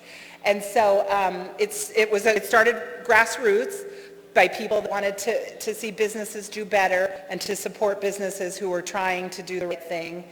And so Stephanie Barger is our leader, and she loves Costa Rica, and she would love to come to Costa Rica to help more businesses in Costa Rica achieve TRUE certification. So TRUE is actually, we have the same zero waste goal that Rick and Ruth may have mentioned, that it's an aspirational goal, aspiracional, that we want to emulate natural cycles, and all discarded materials are considered resources that can be used for other uses, and that we will not burn or bury our materials, and eliminating all discharges to land, water, and air. So all of the TRUE organizations are trying to divert solid waste from disposal and from burning waste energy and from the environment. So to try to, here, I'll say this next. Okay, so to become a true zero waste company, a company has to have a zero waste policy in place. They have to be diverting at least 90% of all the waste they make, 90% diversion. So for some companies that have simple waste, it's easier. For a large company with complex operations, it's more difficult. But the idea is we all are aspiring to try to get to all the way to 100%, but because we know some of it, there's some things that are impossible right now to recycle or compost, no matter how hard you try. So we say, okay, 90% is your goal for zero waste right now. Eventually, 100%, right, Rick? Okay. And that the company has to meet all laws, of course, and not be, polluting, and that you have data to document your recycling numbers, your diversion numbers, and that you provide those numbers to the organization, and that you don't have more than 10% contamination of your material, and that you provide a case study, that you write a little bit about what your company did, and we share that information to encourage other companies. So the certification levels, so TRUE is part of U.S. Green Building Council. So some people are familiar with the LEED building system, LEED. Have you seen LEED buildings, Leadership in Environmental and Energy Design? So now TRUE is part of that system because so many companies want to reach zero waste. So similar to LEED buildings, they have an entry-level certified, and then a silver level, a gold level, and a platinum level if you've achieved the most points. So I'll show you the points. So the interesting thing about the TRUE rating system here is recycling, only 3 points for recycling. So recycling is important, but only 3 points. We want to see companies redesign. Oh, sorry. Yes, sorry. We want to see companies redesign to prevent waste. We want to see more things be reused, not just recycled. We want composting. We want composting to be happening in all the companies. We want purchasing. We want the people that are buying products for your business to understand, what am I buying that might be ending up in my trash that I can't recycle? I want to not buy that, or I want to ask my supplier to change what he's giving me so that I can recycle, or I can compost, or I prevented the waste altogether. Very important. And then leadership. We want to see companies being an example to others to say, Javier here, who has composting in Costa Rica, and he's supporting Costa Rica businesses that want to compost. And so we're all here together, hopefully talking about all of the programs that Costa Rica needs and all the economic opportunities, and helping build this here so that lots of businesses and everyone can participate and achieve these goals. And then closed loop system is another example. So closing the loop means, okay, I have a paper and I use my paper, and now my paper's done and I recycle it, and now in the recycling bin goes to a company that makes new paper with recycled content, and now the company, buys back paper with recycled content. I tell my paper supplier, I need you to have recycled 50%, 30%, and then I'm closing the loop. I've made paper and I close the loop. So total points possible altogether is 81, and we see businesses achieving this all the time. We have several hundred businesses that have received zero waste certification. So this is just a brief overview of the top 5 actions to expedite true zero waste certification. 1, if you're not for zero waste, how much waste do you want? How much? 0 is good. 0 es bueno. So again, we know the problems with not recycling and not collecting waste cause all this ugly litter. And also just worse than the visual is the feeling of having not used our resources responsibly. The Japanese have a beautiful word. Well, it's a word. It's mottainai. Do you want to say mottainai? It means I feel shame when I've wasted. I feel shame. ¿Cómo se dice shame en español? Vergüenza. Vergüenza. Mottainai. So, and we all feel that. You're here today because you understand how important it is that waste and resources are used responsibly. So thank you. Of course, oil is a big issue, obtaining new oil. Many issues with oil, war, oil spills. You know all the problems with, and the pollution and greenhouse gases. We all know we need to be using less petroleum, less oil. There's not unlimited supplies. Everything we do for zero waste is going to help us not depend on limited finite oil anymore. Consumers, of course, people, a mom shopping, or a dad, and she wants her child to have a better life in the future, so she's thinking when she goes to the store, what am I buying? Can I buy my bananas not in a package? Can I buy things that I can recycle at my house? What can I do as a consumer to make sure that I'm true in recycling and reducing waste as much as possible? Of course, zero waste is very much connected to climate change issues, and I think Rick and Ruth both mentioned it, but that landfills are a big source of greenhouse gas emissions, especially when organics are going to landfill. Organics create that methane gas, which is much worse than carbon dioxide in causing climate change.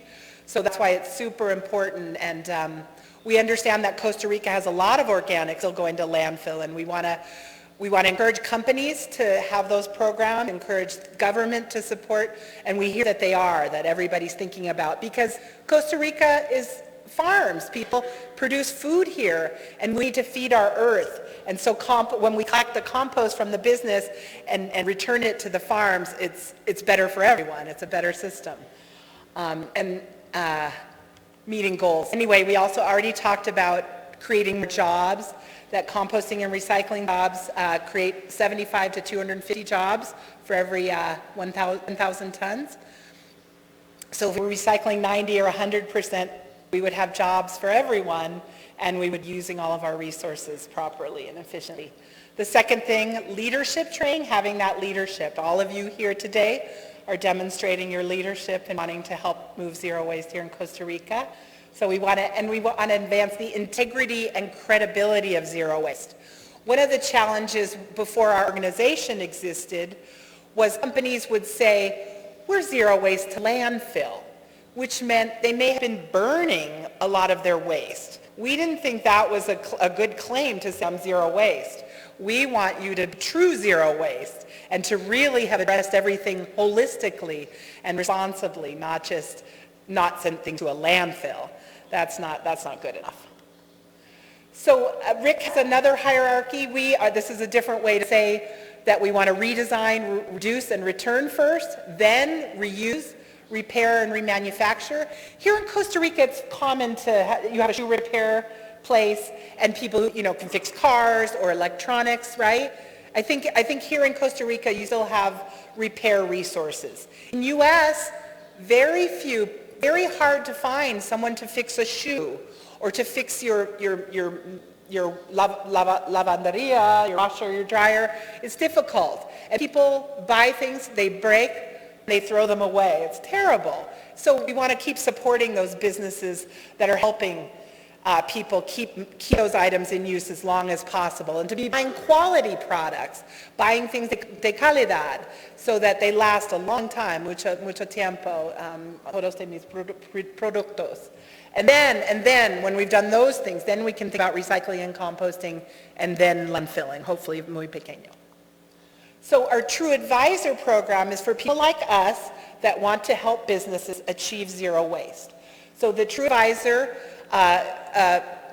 obtains some training and learning about the system, and then they take a test online, just like you would for a LEED certification, and when you pass the test, you become a true advisor, and then we put your name on a website, and the businesses can call you and say, hi, I need help. So just yesterday, we're staying at a hotel in San Jose, and we're helping them, show them how to do the certification process. And we're going to give them a report today to tell them how well they're doing to get to zero waste. So we talk being the change, being here today, being the people that are going to influence it, creating new markets, new composting sites, having events, as Ruth talked about, all the ways you can educate and use social marketing and get everybody participating. You know, we understand right now that in Costa Rica, it's not common to talk about a diversion rate, a diversion number, where you would say of all the waste, we recycled 10% or 20% or 30%. And in US and other places, it's very common to know the numbers, to have the data of all the waste, this is how much. So we would love to encourage Costa Rica businesses, universities. We understand UNED is at 80% diversion, Enrique, is correct? 80%. So UNED knows how much their diversion, and other businesses may, but overall the country, el país todo, necesita que decir qué porcentaje de todo de la basura es recycled, right? Or being diverted, not just recycled. All the ways it was prevented, or composted, or recycled, or reused. So we want to encourage that idea, and we can, our classes, we can teach you more about how to do the calculations, and manage a database that has the numbers that helps you, and that helps you set targets and goals, metas, una zero waste meta, right? Okay, not a goal like soccer, goal, but, right? Different. So then a zero waste audit is different than a waste audit. You just look in the trash and you see, did we recycle or put things in the right bin. A zero waste audit starts at the top. What did we purchase that maybe we couldn't recycle? And it's thinking much more broadly about all of the waste. And so these are people sorting materials. But as I say, now the zero waste audit means, okay, we see we have this material, we can't recycle it.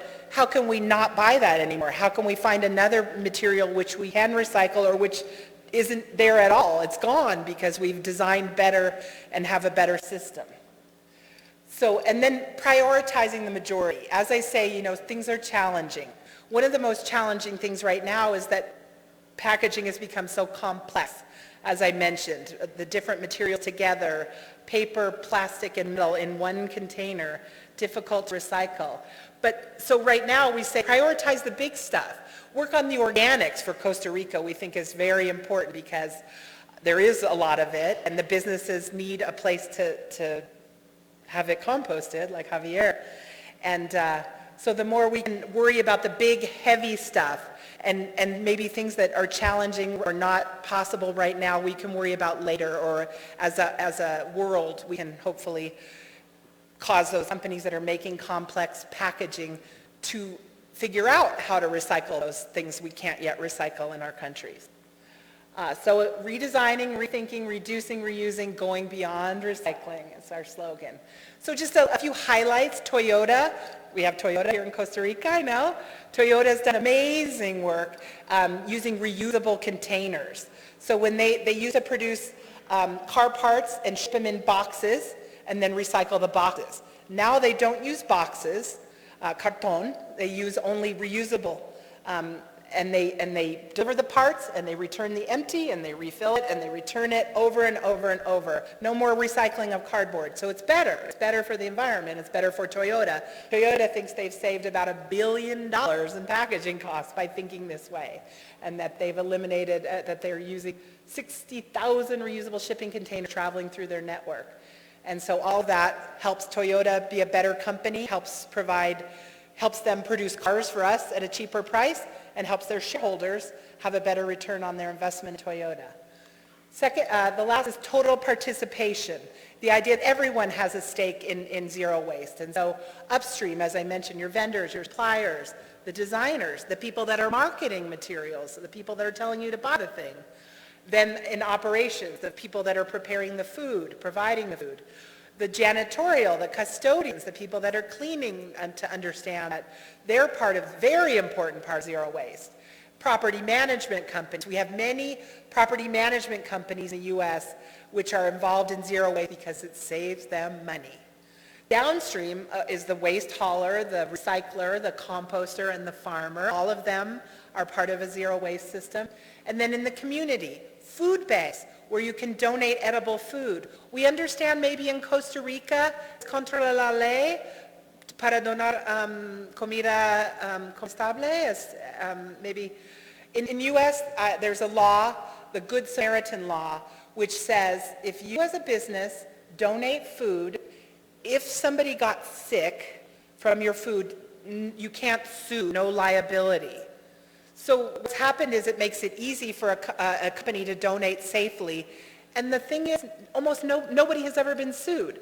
Always when you're donating, it's in good faith. The businesses want to do the right thing and help people who are hungry. They don't donate bad food that's going to make someone sick. It's a good system, and it protects the donor, the business, and provides food for hungry people. And so our priority for food waste is that first we want to prevent food waste by not serving too much food, not making too much. Then we want to feed people, hungry people, then feed animals, and then compost. So that's our priority, and that's what we try to do. We have programs in U.S. where a supermarket have mi carne, and carne un poco viejo. They feed to a zoo, to an animal in a zoo, and the animals. And I think some of the compost programs here are feeding pigs, and then the pigs provide food back to the restaurant for their meals. So these are all of the stakeholders in a zero waste system, and so hopefully here we have people from all of these areas that can help drive this. And then, talking, getting together, looking at the data, understanding what's happening, where you have opportunity, where you haven't been able to succeed. Maybe you call the company, you call your neighbor, hey, you have this material, I have that material, maybe we can exchange, and all the communication and collaboration. So really, we love it. We're having a good time.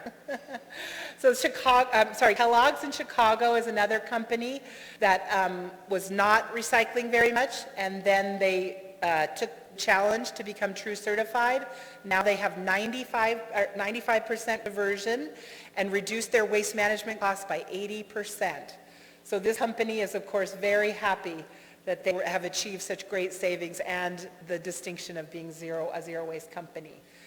Again, I mentioned the purchasing. You are what you buy or don't buy. So you rethink the resource life cycle, that our True system is a whole systems approach to think about every part that you're doing, and redesigning when you can't recover, and demonstrating to the world that you can minimize your waste output when you put your mind to solving this. This is another example. This is a company, Raytheon, in the U.S.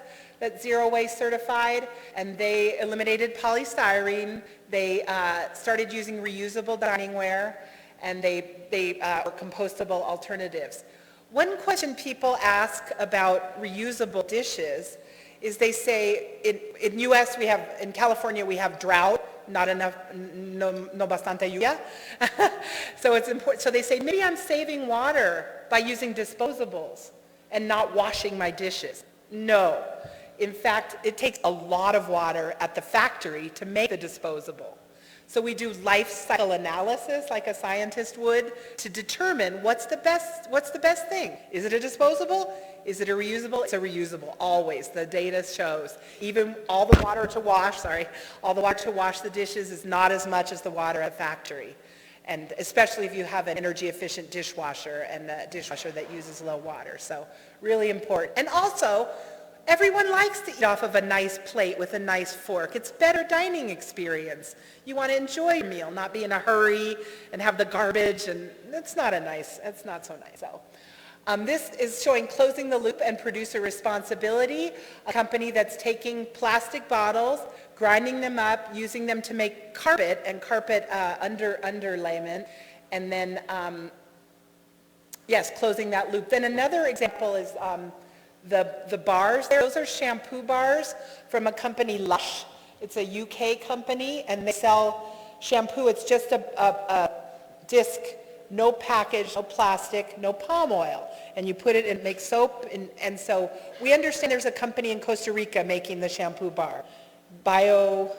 somebody said it, Biolab? Yes. So this is wonderful that companies are, how to get rid of the water, which you didn't need in a product like in your detergent. Just give me the concentrate, the thing I need to clean my hair or my dishes or my clothes.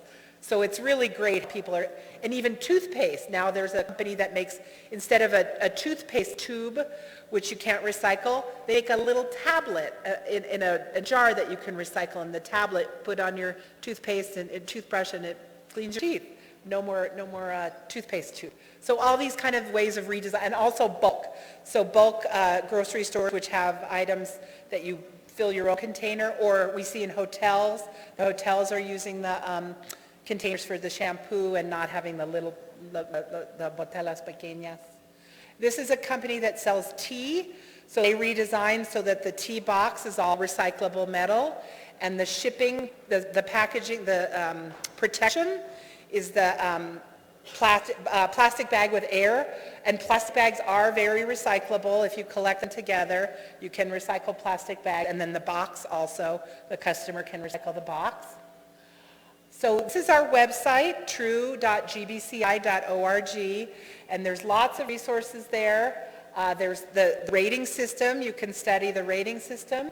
You can study the booklet for if you would like to become a true advisor. And we would love to come back to Costa Rica next year and do a training so that the people that could become true advisors.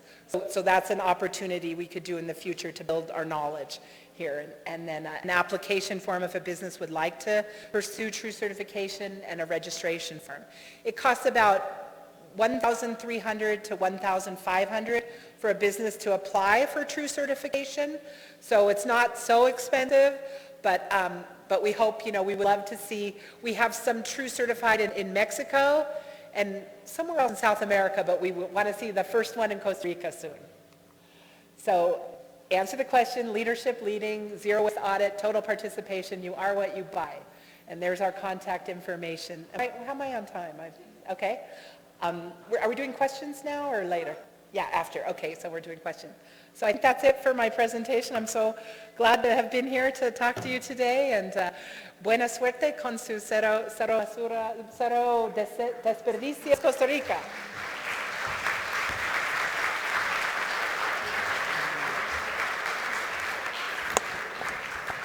Thank you, Mary Alice. A continuación se abre un espacio para preguntas del público. Si alguno desea hacer una pregunta, solamente levante la mano y se les facilitará el micrófono para dirigirse a cualquiera de los expositores aquí. ¿Alguien tiene alguna pregunta? Sí. Bueno, buenos días. Muchas gracias por sus ponencias. Ha estado muy interesante. Aquí en Costa Rica, uno de los problemas que yo también veo es con los desechos que tiene que ver con lo sanitario, ¿verdad? El papel higiénico, etcétera. Entonces yo siempre me he preguntado cómo se hace con el papel higiénico. Para ver si se puede hacer compostable, ¿verdad? Entonces eso sería una. Y después la certificación, True Certification, ahorita es solo para negocios, only for business, o también hay para ciudades, escuelas. Ah, ok.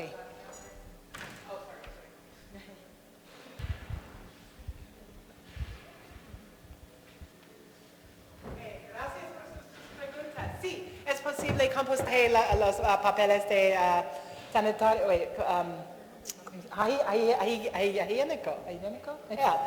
En Estados Unidos y otros países ponen el papel en el inodoro. So, en Costa Rica es diferente por nosotros que poner en una basurero cerca del inodoro. It's different. So we understand that usually you want to compost those materials separately because, I can't listen to this because it's Spanish. Because biosolids have certain restrictions, you may have to compost those separately. So I think that would be a program to ask the wastewater treatment company, and I don't know our wastewater treatment in U.S., they make biosolids, which then they use to fertilize non-food crops. So I think it's possible. I think you would need to talk to people that maybe are already handling wastewater to see whether they could. I don't know if you have any, do you have anything else to? It is possible to compost, but you don't want it in a normal compost system, which is used for food, just in case somebody is sick and their sickness could be in the food and crops. So it's challenging. But you know, the other solution we talked about this last night, bidets in Southeast Asia, other Asian countries. You know, it's common to have the water to wash and then less paper. So that's, you know, I think some people may have in Costa Rica. It's not the easiest thing to do, so maybe we worry about that later. And to answer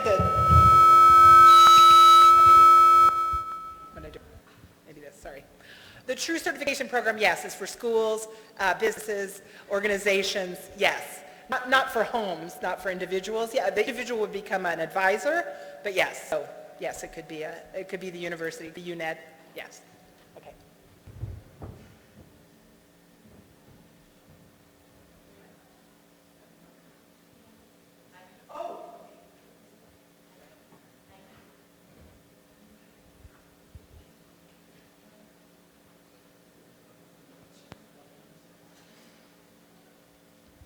Go ahead. Buenos días, mi nombre es Evelyn Hernández, trabajo para la Municipalidad de Desamparados. Quería contarles que en conjunto con la Municipalidad de La Unión y la Municipalidad de Curridabat, que hoy nos acompañan, y Montes de Oca y la Municipalidad de San José, estamos conformando una mancomunidad hacia basura cero. Prácticamente somos, o queremos regionalizar el tema de los residuos para la provincia de San José y de Cartago. Iniciamos este año con este modelo y pues quisiéramos que en algún momento ustedes nos visitaran para contarles nuestra experiencia, además de trabajar el tema de residuos ordinarios, no tradicionales. Ahorita la mancomunidad tiene alrededor de 2.000 composteadores que hemos conformado desde el año pasado para trabajar todo el tema de también de gases de efecto invernadero como una de las segundas fuentes de generación en el tema de residuos orgánicos. Entonces, nos ponemos a disposición de ustedes también para que nos puedan apoyar en el tema de la mancomunidad, que como les dije, la estamos conformando. Quizás el otro año ya la tengamos conformada. También estamos desarrollando un proyecto con una organización que se llama Contarina en Italia. También nos van a financiar un proyecto de manejo de residuos orgánicos a gran escala. Y pues bien, muchas gracias y muy interesante. Congratulations, yeah. Saludos. Sí, muchas gracias por las presentaciones muy interesantes. Tengo unas preguntitas. Primero, el tema de la charla era cero basura y los 12 mercados para el manejo de los residuos. Si nos pudieran recordar cuáles eran los 12 mercados para tenerlos en mente, esa es una pregunta. Y otra pregunta que tengo es tal vez un poquito más difícil, es una inquietud o una pregunta no muy bien pensada tal vez. Muchos de los desarrollos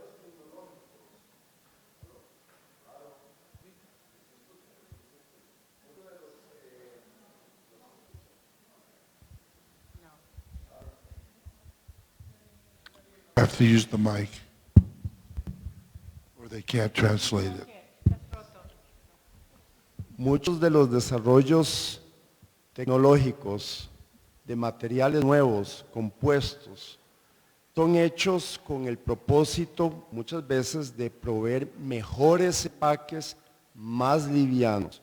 Tomemos el ejemplo de una bebida como una gaseosa, como una Coca-Cola, una Fanta, una Pepsi, lo que sea. Antes venían en vidrio. Y entonces ha habido transición y cada vez es más delgado y cada vez es utilizando los plásticos porque son menos susceptibles a que se quiebren, son más livianos, tienen un efecto positivo porque me puedo imaginar que un camión con botellas de vidrio pesa mucho más y en Costa Rica con todas estas montañas el uso de combustible para transportar de un lado a otro el vidrio también tiene sus consecuencias en la emisión de CO2 en el ambiente por el combustible. Entonces, ¿cómo uno puede evaluar sin conocimiento, sin un análisis bien detallado, cuál es mejor? ¿Compro la de plástico? ¿Compro la de vidrio? Mi esposa me obliga a comprar la de vidrio. Y yo no estoy tan convencido. Entonces, como consumidor, a veces uno no tiene la información necesaria para hacer ese tipo de juicio. Gracias. Well, I'll let Ruth answer the difficult question. But I would buy glass, and only because glass is inert and it doesn't have any emissions, but plastic will leach into your food. So you have to think about your health versus the energy savings. In terms of the 12 categories, there's the technical categories, which would be paper, metal, glass, metal, glass, textiles, that's 4. Plastic, polymers, 5. What's the 6th one? Chemicals and reuse. And then on the organic side, it would be putrescible, soil, yard trimmings, wood, one more. Huh? Rocks, ceramics, and soil. So the organic ones are the half of it, and then the technical ones are the metal and the glass and the textiles. And in my experiences, I found markets for all of those. What do you want to answer? So I think that for the plastic versus paper, plastic versus glass, we have a unique opportunity here in Costa Rica, which is we have refillables. We were so thrilled to see at the hotel where we're staying that the glass bottles can be refilled with new products and used over and over and over again. Reuse is always going to be better than recycling. Waste prevention, source reduction, making food at home, drinking water out of the tap is always going to be better than buying a product that you have to either recycle or compost. So reuse is always better. So I would encourage you to go for the glass, the refillable glass. There is the concern about plastic in health and in your body. That's something that is a growing concern, that plastic, because it's made from petroleum, because it's not inert, it does migrate. So there are other potential harmful effects of plastic. So I would encourage you to listen to your partner and buy in glass. I might take a little different answer to that. I like some products that come in unrecyclable packaging. I do. And I don't want to stop eating those products. I don't want to stop eating chips or these certain energy bars I like. I want the company that makes that packaging to help me recycle that packaging. I want the company to know when you've made a package that reduces transportation impacts because it's lightweight, that's great, that's brilliant, that does the environment. But I need to know what to do with it end of life. I, as a consumer, as my city, my county, we need the solution. So there are organizations that are working to help recycle things that are not recyclable right now. One is the Carton Council, It's an international organization for aseptic packaging. What's the other word? Tetra Pak, which is challenging. So they're trying to address that. Another organization is the Sustainable Packaging Coalition, SPC. Yeah. So they're working on flexible packaging. Flexible packaging is what almost everything comes to now. And it's true that that keeps products fresh and reduces food waste, which is important. So We just want the industry that produced the package to have the solution end of life. So when they do, then Robert, you can buy everything you want and feel good about your choices. But it's true, it's better to eat at home and eat healthy food, whole food. In general.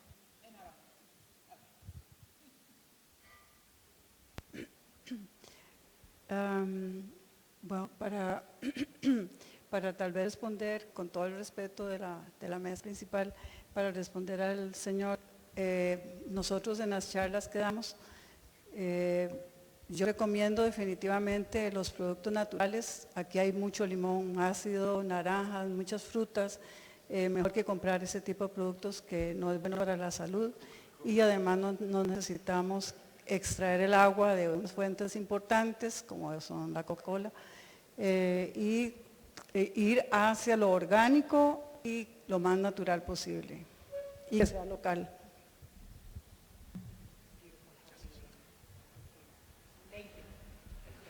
Buenas, casi tardes.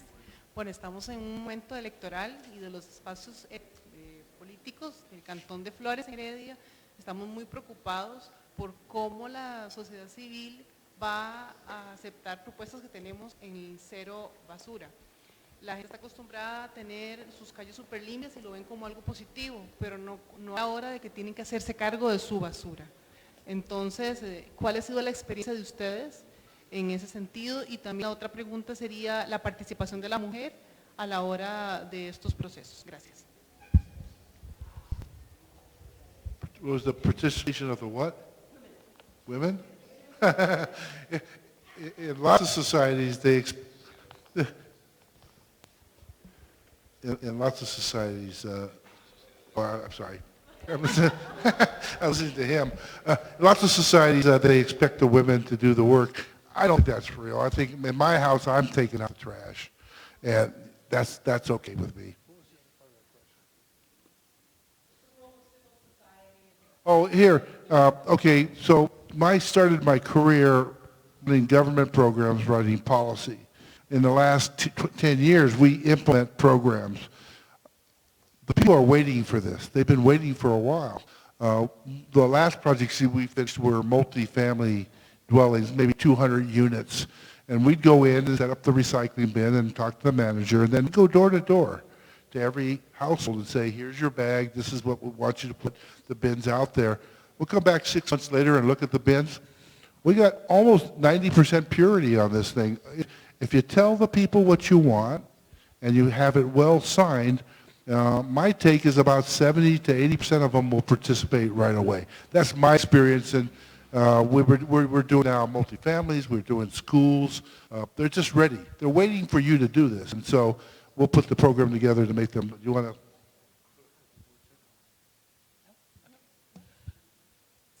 So yes, the role of civil society and the role of women. In United States, our recycling organizations is like 60% or more women. Muchas mujeres en el movimiento de cero basura desperdicios. And so yes, as I said in my slide, that it takes everyone. It takes the school child, the youth, the students in university, the businesses, the homes, the shoppers, the consumer, everybody. And I think consciousness is very high already in Costa Rica. Pura Vida is real here, many years of thinking about this way, an organic lady here. And so I think there's there's so much potential for you to just take this to the next level of what you've already done. And one of the things we heard this week is that maybe businesses pay the same, they pay for their trash in their taxes, and a business pays the same if they put out 20 bags, 20 sacos de basura, or solo uno bag de basura. So that's not an incentive for zero waste. If you as a business can make as much waste as you want, and it doesn't cost more, it's not helping zero waste. So we would love to see some leadership and some policy that would reward businesses who were doing the right thing, recycling and composting and making less waste, less things on the curb, and costing the city of San Jose or the country of Costa Rica less money because they've been responsible. So everybody needs to be talking, and you're all here today to connect and make this happen. After we leave, will help drive zero waste here in Costa Rica. Mujeres y hombres también. Buenas, sí, gracias. Yo quería hacer un comentario primero y después una pregunta. Mi comentario va alrededor de cuando se habló de desperdicio de alimentos. En Costa Rica no es ilegal donar los alimentos. No tenemos una ley de buen samaritano, entonces sí tenemos un vacío grande en política pública para poder hacer eso de forma consciente y responsable, pero no es ilegal actualmente, para aclarar esa parte. Segundo, mi pregunta va más para, ya que están aquí, saber su opinión, un poco pick your brain en esta pregunta, sobre, hablamos de que hay un mercado global para los reciclables, eso se menciona siempre, y a través de la historia hemos aprendido, cuando China puso la primer restricción de importación de reciclables, nos dimos cuenta del problema tan grande que teníamos. Sin embargo, eso abrió puertas a que otros países en el sudeste asiático mayoritariamente estén tratando ese residuo y con pocas herramientas para hacerlo de manera responsable. Entonces, como comunidad global, ¿qué estructura de gobernanza deberíamos estar poniendo en práctica para evitar que estos países, los países de desarrollo, sean los que están llevando esta carga tan grande? Gracias. So, so one of the issues around food donation is the perception of liability, this perception of concern. So in the U.S. and in California, where we have a Good Samaritan law, you will still find businesses that use as an excuse why they aren't donating is because, oh, liability, lawsuits. There's never been a lawsuit. There's never been a lawsuit about, but there's a perception of a concern. So I'll give you the example in Orange County, California, where Disneyland is. They also have the Angels baseball stadium. And the Angels baseball stadium donates their surplus food after the ball games to food banks and to feed hungry people.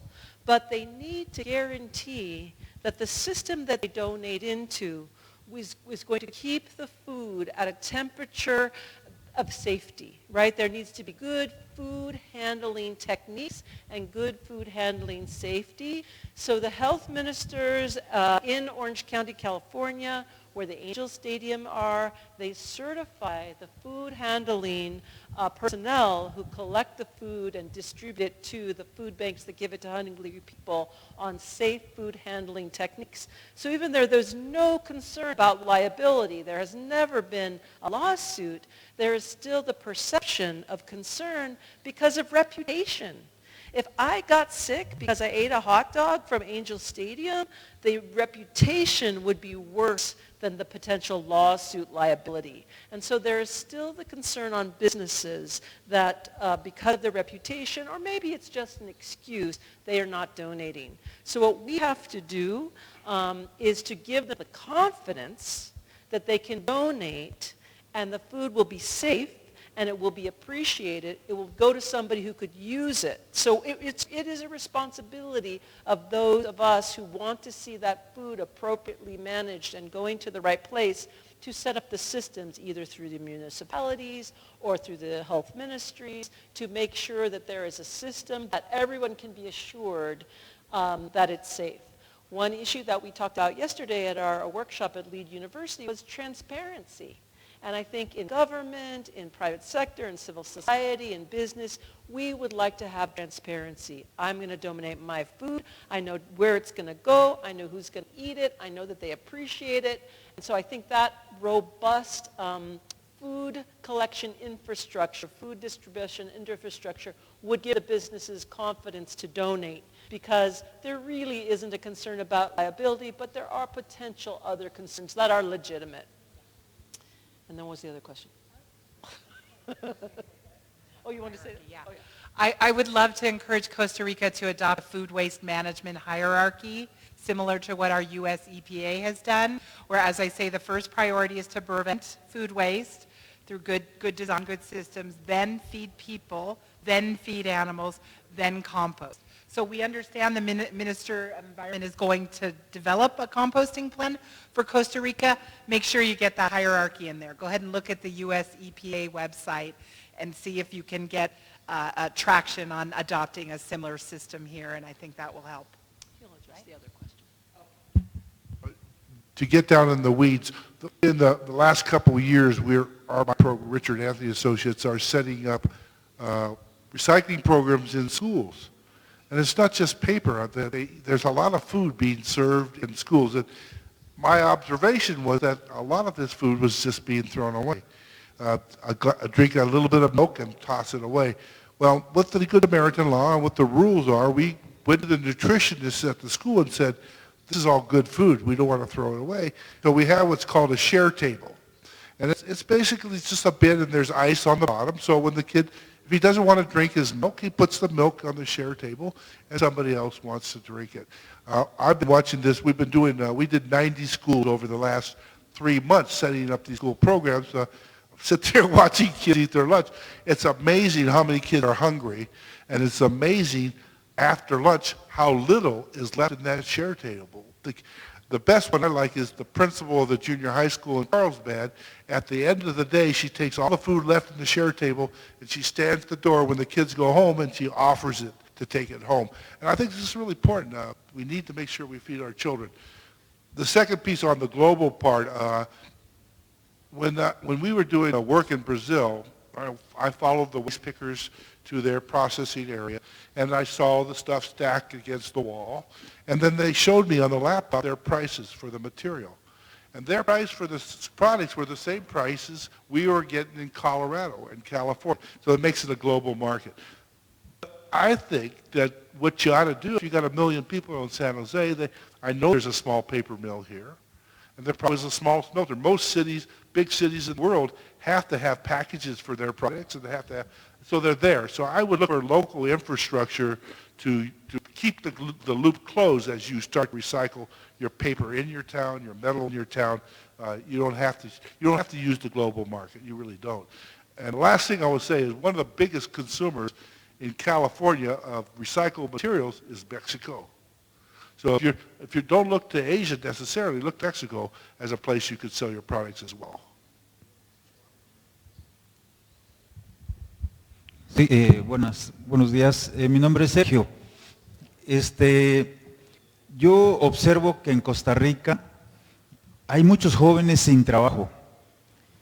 Muchos jóvenes, incluso que fueron a la universidad y que ahora están graduados o no se han graduado, pero no encuentran trabajo. Yo me quedé pensando cuando estas presentaciones de hoy en la mañana son excelentes, felicidades. Yo creo que algo se puede hacer. ¿Qué tal si, no sé, qué se ocupa para hacer un certificador en True? ¿Cuáles son los requisitos? ¿Qué tan difícil es convertir a un joven en certificador? ¿Qué tan difícil es educar a un joven para que entienda la economía circular? Muchos de los cursos que yo doy tienen que ver con economía circular. Entonces, ¿por qué no entrenar a la juventud a que empiece a entender qué cosa es la economía circular? ¿Por qué no dar capacitación en ese sentido? Y tal vez ellos empiecen a pensar en pequeños negocios que sean su proyecto de vida, para que no anden buscando trabajo por la calle y tal vez nunca lo encuentren.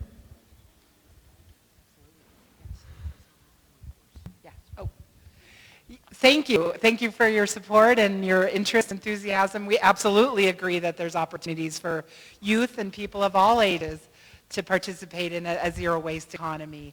And yesterday we taught at Lead University. Tomorrow we're going to be at Country Day School and talking to the youth. And so the true training, you can have an in-person training that's about an 8-hour course. We would send professionals to do the training, or you can take it online.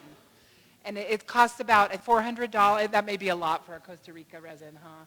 Maybe we should look into if we want to offer that in other countries, that we can help you with a better price so that, but yes, absolutely, we believe. And Dennis, our colleague Dennis here, he's part of the Zero Waste Youth Alliance, so he's trying to get youth all over the world to think about this too, and they have convergences, fiestas grandes de jóvenes que hemos cero desperdicios.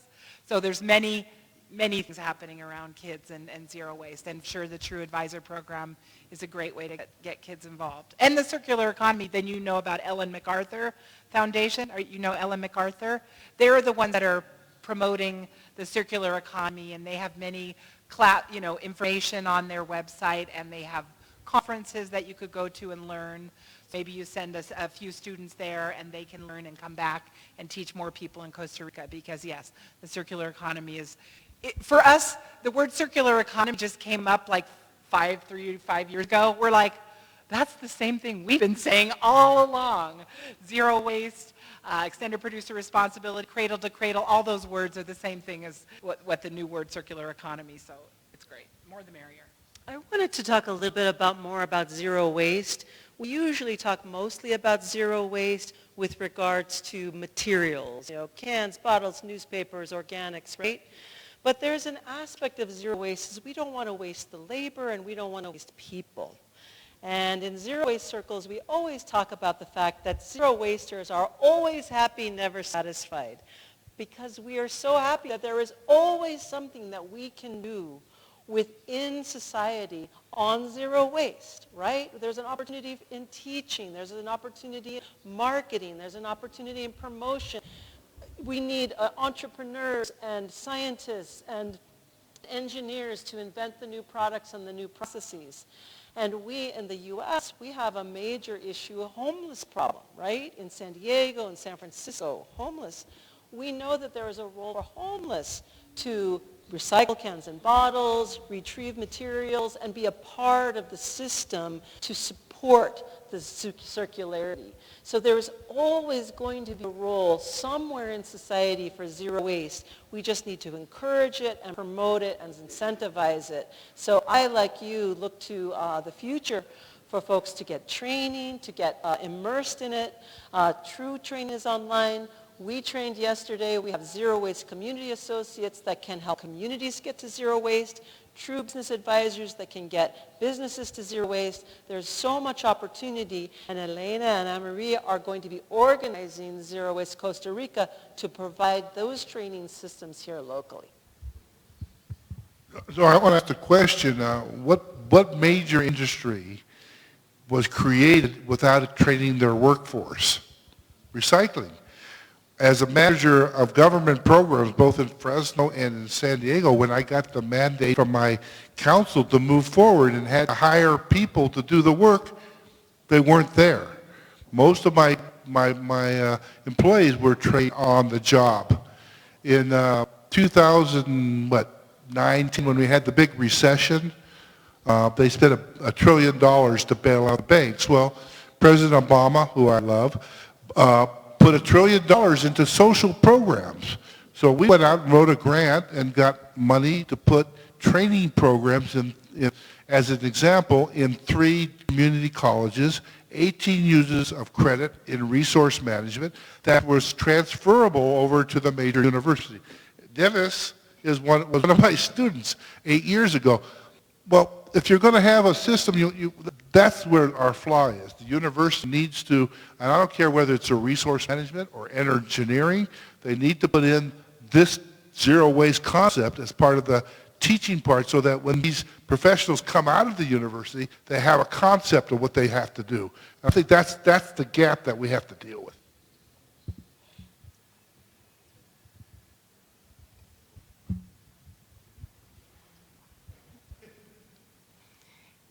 Bueno, primeramente agradecerles todas las charlas interesantísimas, he aprendido mucho. Soy Ana Grace de la Universidad para la Paz y en la universidad estamos pues trabajando para la eliminación del plástico de un solo uso. Sin embargo, nos hemos topado con el inconveniente de que la eliminación de la bolsa plástica ha sido un poco difícil. En las partes que hemos podido, hemos eliminado y hemos sustituido la bolsa plástica por bolsa de papel. Sin embargo, para los papeles higiénicos, como mencionaba por ahí mi compañera, pues nos hemos topado con la dificultad que solo lo podemos dar a la municipalidad en bolsas plásticas. Entonces quisiera saber si hay alguna experiencia que ustedes nos pueden compartir para ver cómo eliminamos la bolsa plástica. Well, I think you have an opportunity here for innovation, right? You have a problem that you need to overcome. You have researchers, you have municipal officials, you have government folks that understand what the problem is and can find solutions to fix it. We were last year in Hyderabad in India, and their issue there was pollution of their lakes. They have 1,000 lakes, 900 are polluted from wastewater. And this is from sewage going in untreated into the lakes. So there was a unique problem for them. And so what they focused on, they brought in engineers from around the world to talk about the solution to wastewater treatment, which in the US is very centralized, giant multi-billion-dollar facilities. That was an inappropriate technology for Hyderabad. It's inappropriate to have to invest in that kind of infrastructure for that city. Instead, the engineers said, we have a better idea. Disaggregated local solutions at the point of the building. So a new apartment building, new wastewater treatment system. So it's disaggregated collection. This to us was amazing. We might not have thought about it because it's the solution that we had where we live. Big, huge, multi-billion-dollar centralized collection. So I think that the unique problem that you have with plastic bags and toilet paper here is something that is absolutely needed to be solved. I think there's many other things that we need to solve first, right? 58% of what is thrown away in landfills is not toilet paper. It's organic food and plant trimmings, plant waste. So we think it's a very important thing to do. And we know that there will be innovation and there will be a solution locally. I think the other aspect to think about is when we were in Hyderabad, when we were in Kerala in India, we were there with 80 very serious zero waste professionals. And they are very serious in Kerala, in India, where they are reducing waste at the source of the household. And they are requiring segregation at the household, no centralized facilities, no universal collection. Nobody is coming to their door to pick up their cans of bottles except buy them. Or their organics, they have to deal with them on site, compost on site at their households and at their place of businesses. But they asked us, what do we do with diapers, nappies, sanitary products? This is the zero waste that we need to be working on. And Rick and I were like, oh my gosh, we don't have a solution for you necessarily. I mean, in Kerala, they are focused on these last bits of things that are hard to address. And they will find solutions with, reusable pads, reusable napkins, reusable diapers, and all of these other solutions that are out there. So I'm not sure we have a direct solution for reducing and eliminating plastic bags that are needed for toilet paper. But I know that there will be an answer in this room, in this city, in this university, who will address this issue. And it's very important in zero waste not to be embarrassed about these issues, right? These are the things that we have left over after we recycle and compost everything else. These are the hard issues that we have to address. And so it's very important that we look at it with clear eyes and think about how to solve it. And we're absolutely here to support, but we know there will be a local solution that's appropriate here. Yeah, so your challenge with the bags and the toilet paper is different than we have in the U.S. But one problem our true businesses have is that the waste hauler wants the bags for office paper for the collections within a big office building. The custodian collects bags from each desk, each trash can, and the company wants to not use bags. They want to use just open container, no bags, save money, reduce resources, and the waste hauler says, oh, I know you have to have bags. So right now they're trying to find the best solutions so that the companies get what they want to reduce the plastic bags and the hauler can still process the recyclables. So we had a webinar about it about 2 months ago, and we have some people that are working on this ongoingly. And so if you'd like to talk more, I can give you my card, and we can talk about what they're doing with bags in big office buildings. So thank you for your question. So we say it's policies, programs, and facilities. They can't have a policy without a facility. Taking it backwards, your water, your drinking water is your most precious item. We've got to deal with sewer treatment. Now, decentralized is a good idea. My answer on the contaminated toilet paper is organic management. That is, with your organics, this stuff is picked up and it's composted. It's all fiber. It's all organic. It never hits a landfill, never hits a river. It goes to a farm and it goes compost. You don't have to have a big giant facility. We found that the big giant facilities are really hard to cite. Everybody comes out of the woodwork and says, not in my backyard, but farms. Farms at the middle level would take that, compost it. When we were on the island of Hawaii, that was a big issue. We went to the planning department and said, well, what about taking the organics to the farm? He said, oh no. So it's against the law for a farmer to grow soil? Well, no, that's okay. So can he compost his own organics on his farm? Yes. Okay, can he bring in some organics to get more? Well, okay. And the final deal was as long as his composting facility on the farm is not bigger than the farm product was bananas or coffee, then it was just adjunct part of doing business. If it became bigger than that, then he was an industrial facility. So my answer to you is, let's look at decentralized facilities, get them started, and then you start with the policies and the programs. I think there would be one more thing to add with regard, particularly with things that there's a ick factor, ick, yuck, it's yucky, is that, again, back to the reputational issue. So, for example, in San Francisco where we work, they have composting, they have circular economy composting.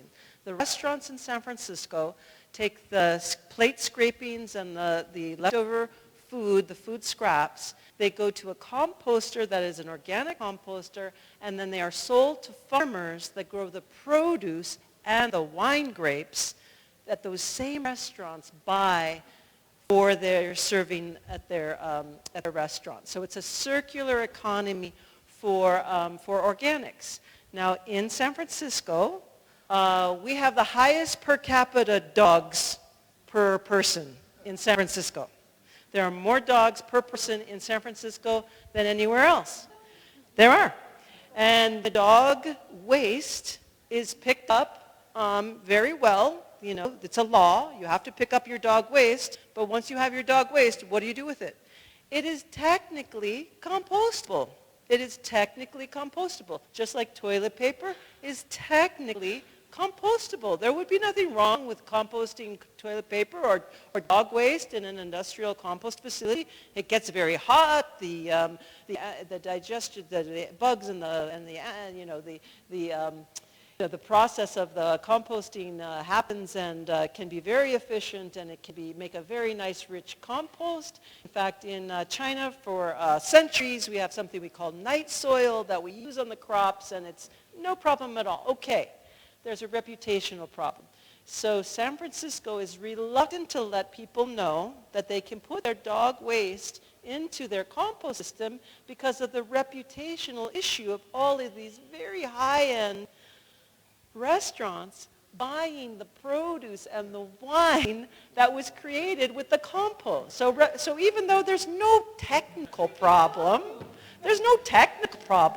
it's a perception, it's a reputational problem.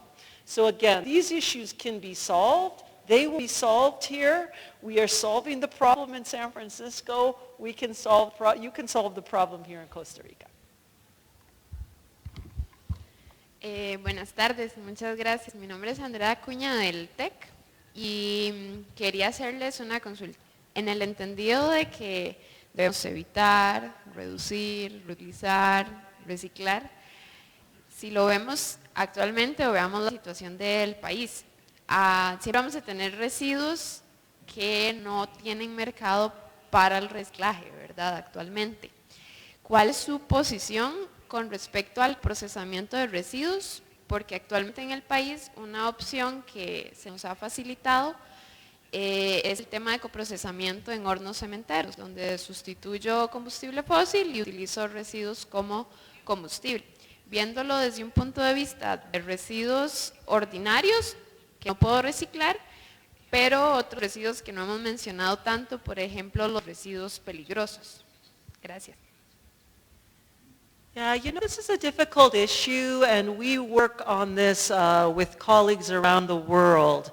We work with an organization called Gaia, a Global Alliance for Incinerator Alternatives, and the processing of waste in cement kilns or incinerators as a solution for that end-of-the-pipe material, make waste material that we don't have a solution for now. We really don't think it's the right answer. So for several reasons. Number one, cement kilns, we need to work on sustainable cement kilns, right? So right now there's a big push to replace fossil fuel with alternatives. We can consider some of the high BTU value materials to be appropriate substitution. The problem is that becomes reliant on that solution, and we don't look for the alternatives. We really want the packaging waste that right now is not recyclable. We want those manufacturers to create a sustainable package. If we have that slippage into cement kilns or the incinerators, what would be the incentive for those manufacturers to create the true sustainable product, right? The other issue that came up for us yesterday was the eco bottle. An eco bottle is a great short-term solution, right? The eco bottle is where you put unrecyclable materials into a plastic bottle, and then it gets used for sustainable construction. Okay, it is a good short-term alternative for our materials, but we're not going to be able to use all the eco bottles that we could all create all over the place, right? There's going to be a limitation to how many eco bottles that we can use. So short term, great idea. Long term, we do need the producers and the manufacturers to create sustainable products and sustainable packaging, and we're going to be working on that issue to make sure that happens. And thank you for your question, and thank you for your answer, Ruth, about that maybe it's a temporary solution for things that aren't recyclable, but really the principle of zero waste in the circular economy, highest and best use. So like I said, when you've taken your forest resources to make paper and wood, and you've mined your mountains to obtain minerals for products that you need, and then you decide, we've used it once, there's nothing else we can give to do, burn it in the cement kiln. Well, now you have ash. Now you've taken your resources, use them one time, and burn them, and they'll forever not be useful. So really, I understand cement kilns are necessary, and people need cement. But yeah, I think it's not we need an engineering solution and people to think about this better. But yeah, highest and best use, burning waste that we can't recycle now. We'd rather figure out how to recycle those materials than just burn them for ash. Thank you. Buenas tardes, mi nombre es Ángel Fernández, estudiante de la UNED, persona indígena de aquí, de los territorios indígenas. Quiero saber qué piensan ustedes sobre los pueblos originarios, principalmente a lo largo de la historia de toda América ha sido población indígena. Entonces, ¿qué piensan ustedes sobre cómo es la cosmovisión de los pueblos originarios que a lo largo han puesto prácticas naturales que verdaderamente han llegado a dar frutos realmente, que han logrado verdaderamente que la tierra se mantenga, pero que de una manera nosotros no podemos solos, porque una manera de cultivar esa manera las semillas, ser la compañera, utilizar las semillas, todo esto, y poner en práctica. Entonces, ¿qué piensan ustedes realmente? ¿Qué valor le dan ustedes a sus pueblos originarios? Thank you. I think I love your question most of all. Es una pregunta muy importante, issue of indigeneity, and the idea that, yes, indigenous peoples traditionally did live close to the earth and utilize resources efficiently and thought out the children and their children's children. In our U.S. Native Americans, the seventh generation principle. So I have been participating in an organization called Bioneers, B-I-O-N-E-E-R-S. And that's one of their most important things they're working on now is indigeneity and acknowledging the role of learning from Native peoples what the best practices are to save our earth and to do the right thing with our environment. So I encourage you, the Bioneers website has amazing resources, and they even have a person that's dedicated to bringing indigenous people into the organization to learn from and to attend events and teach other people. And so I'm really glad you're here, and I'm really glad you asked that, because you're absolutely right, that there's knowledge that your people and other indigenous people have to share with modern people, and thank you for being here.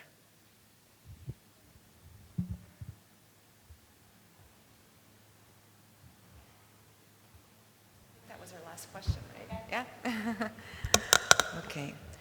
Bueno, el Centro de Educación Ambiental UNED, la Red Costarricense de Instituciones Educativas Sostenibles, REDIES, y la organización Zero Waste Costa Rica les da gracias por su asistencia a este evento. Doña Sonia tiene un presente para cada uno de los expositores de parte de la UNED.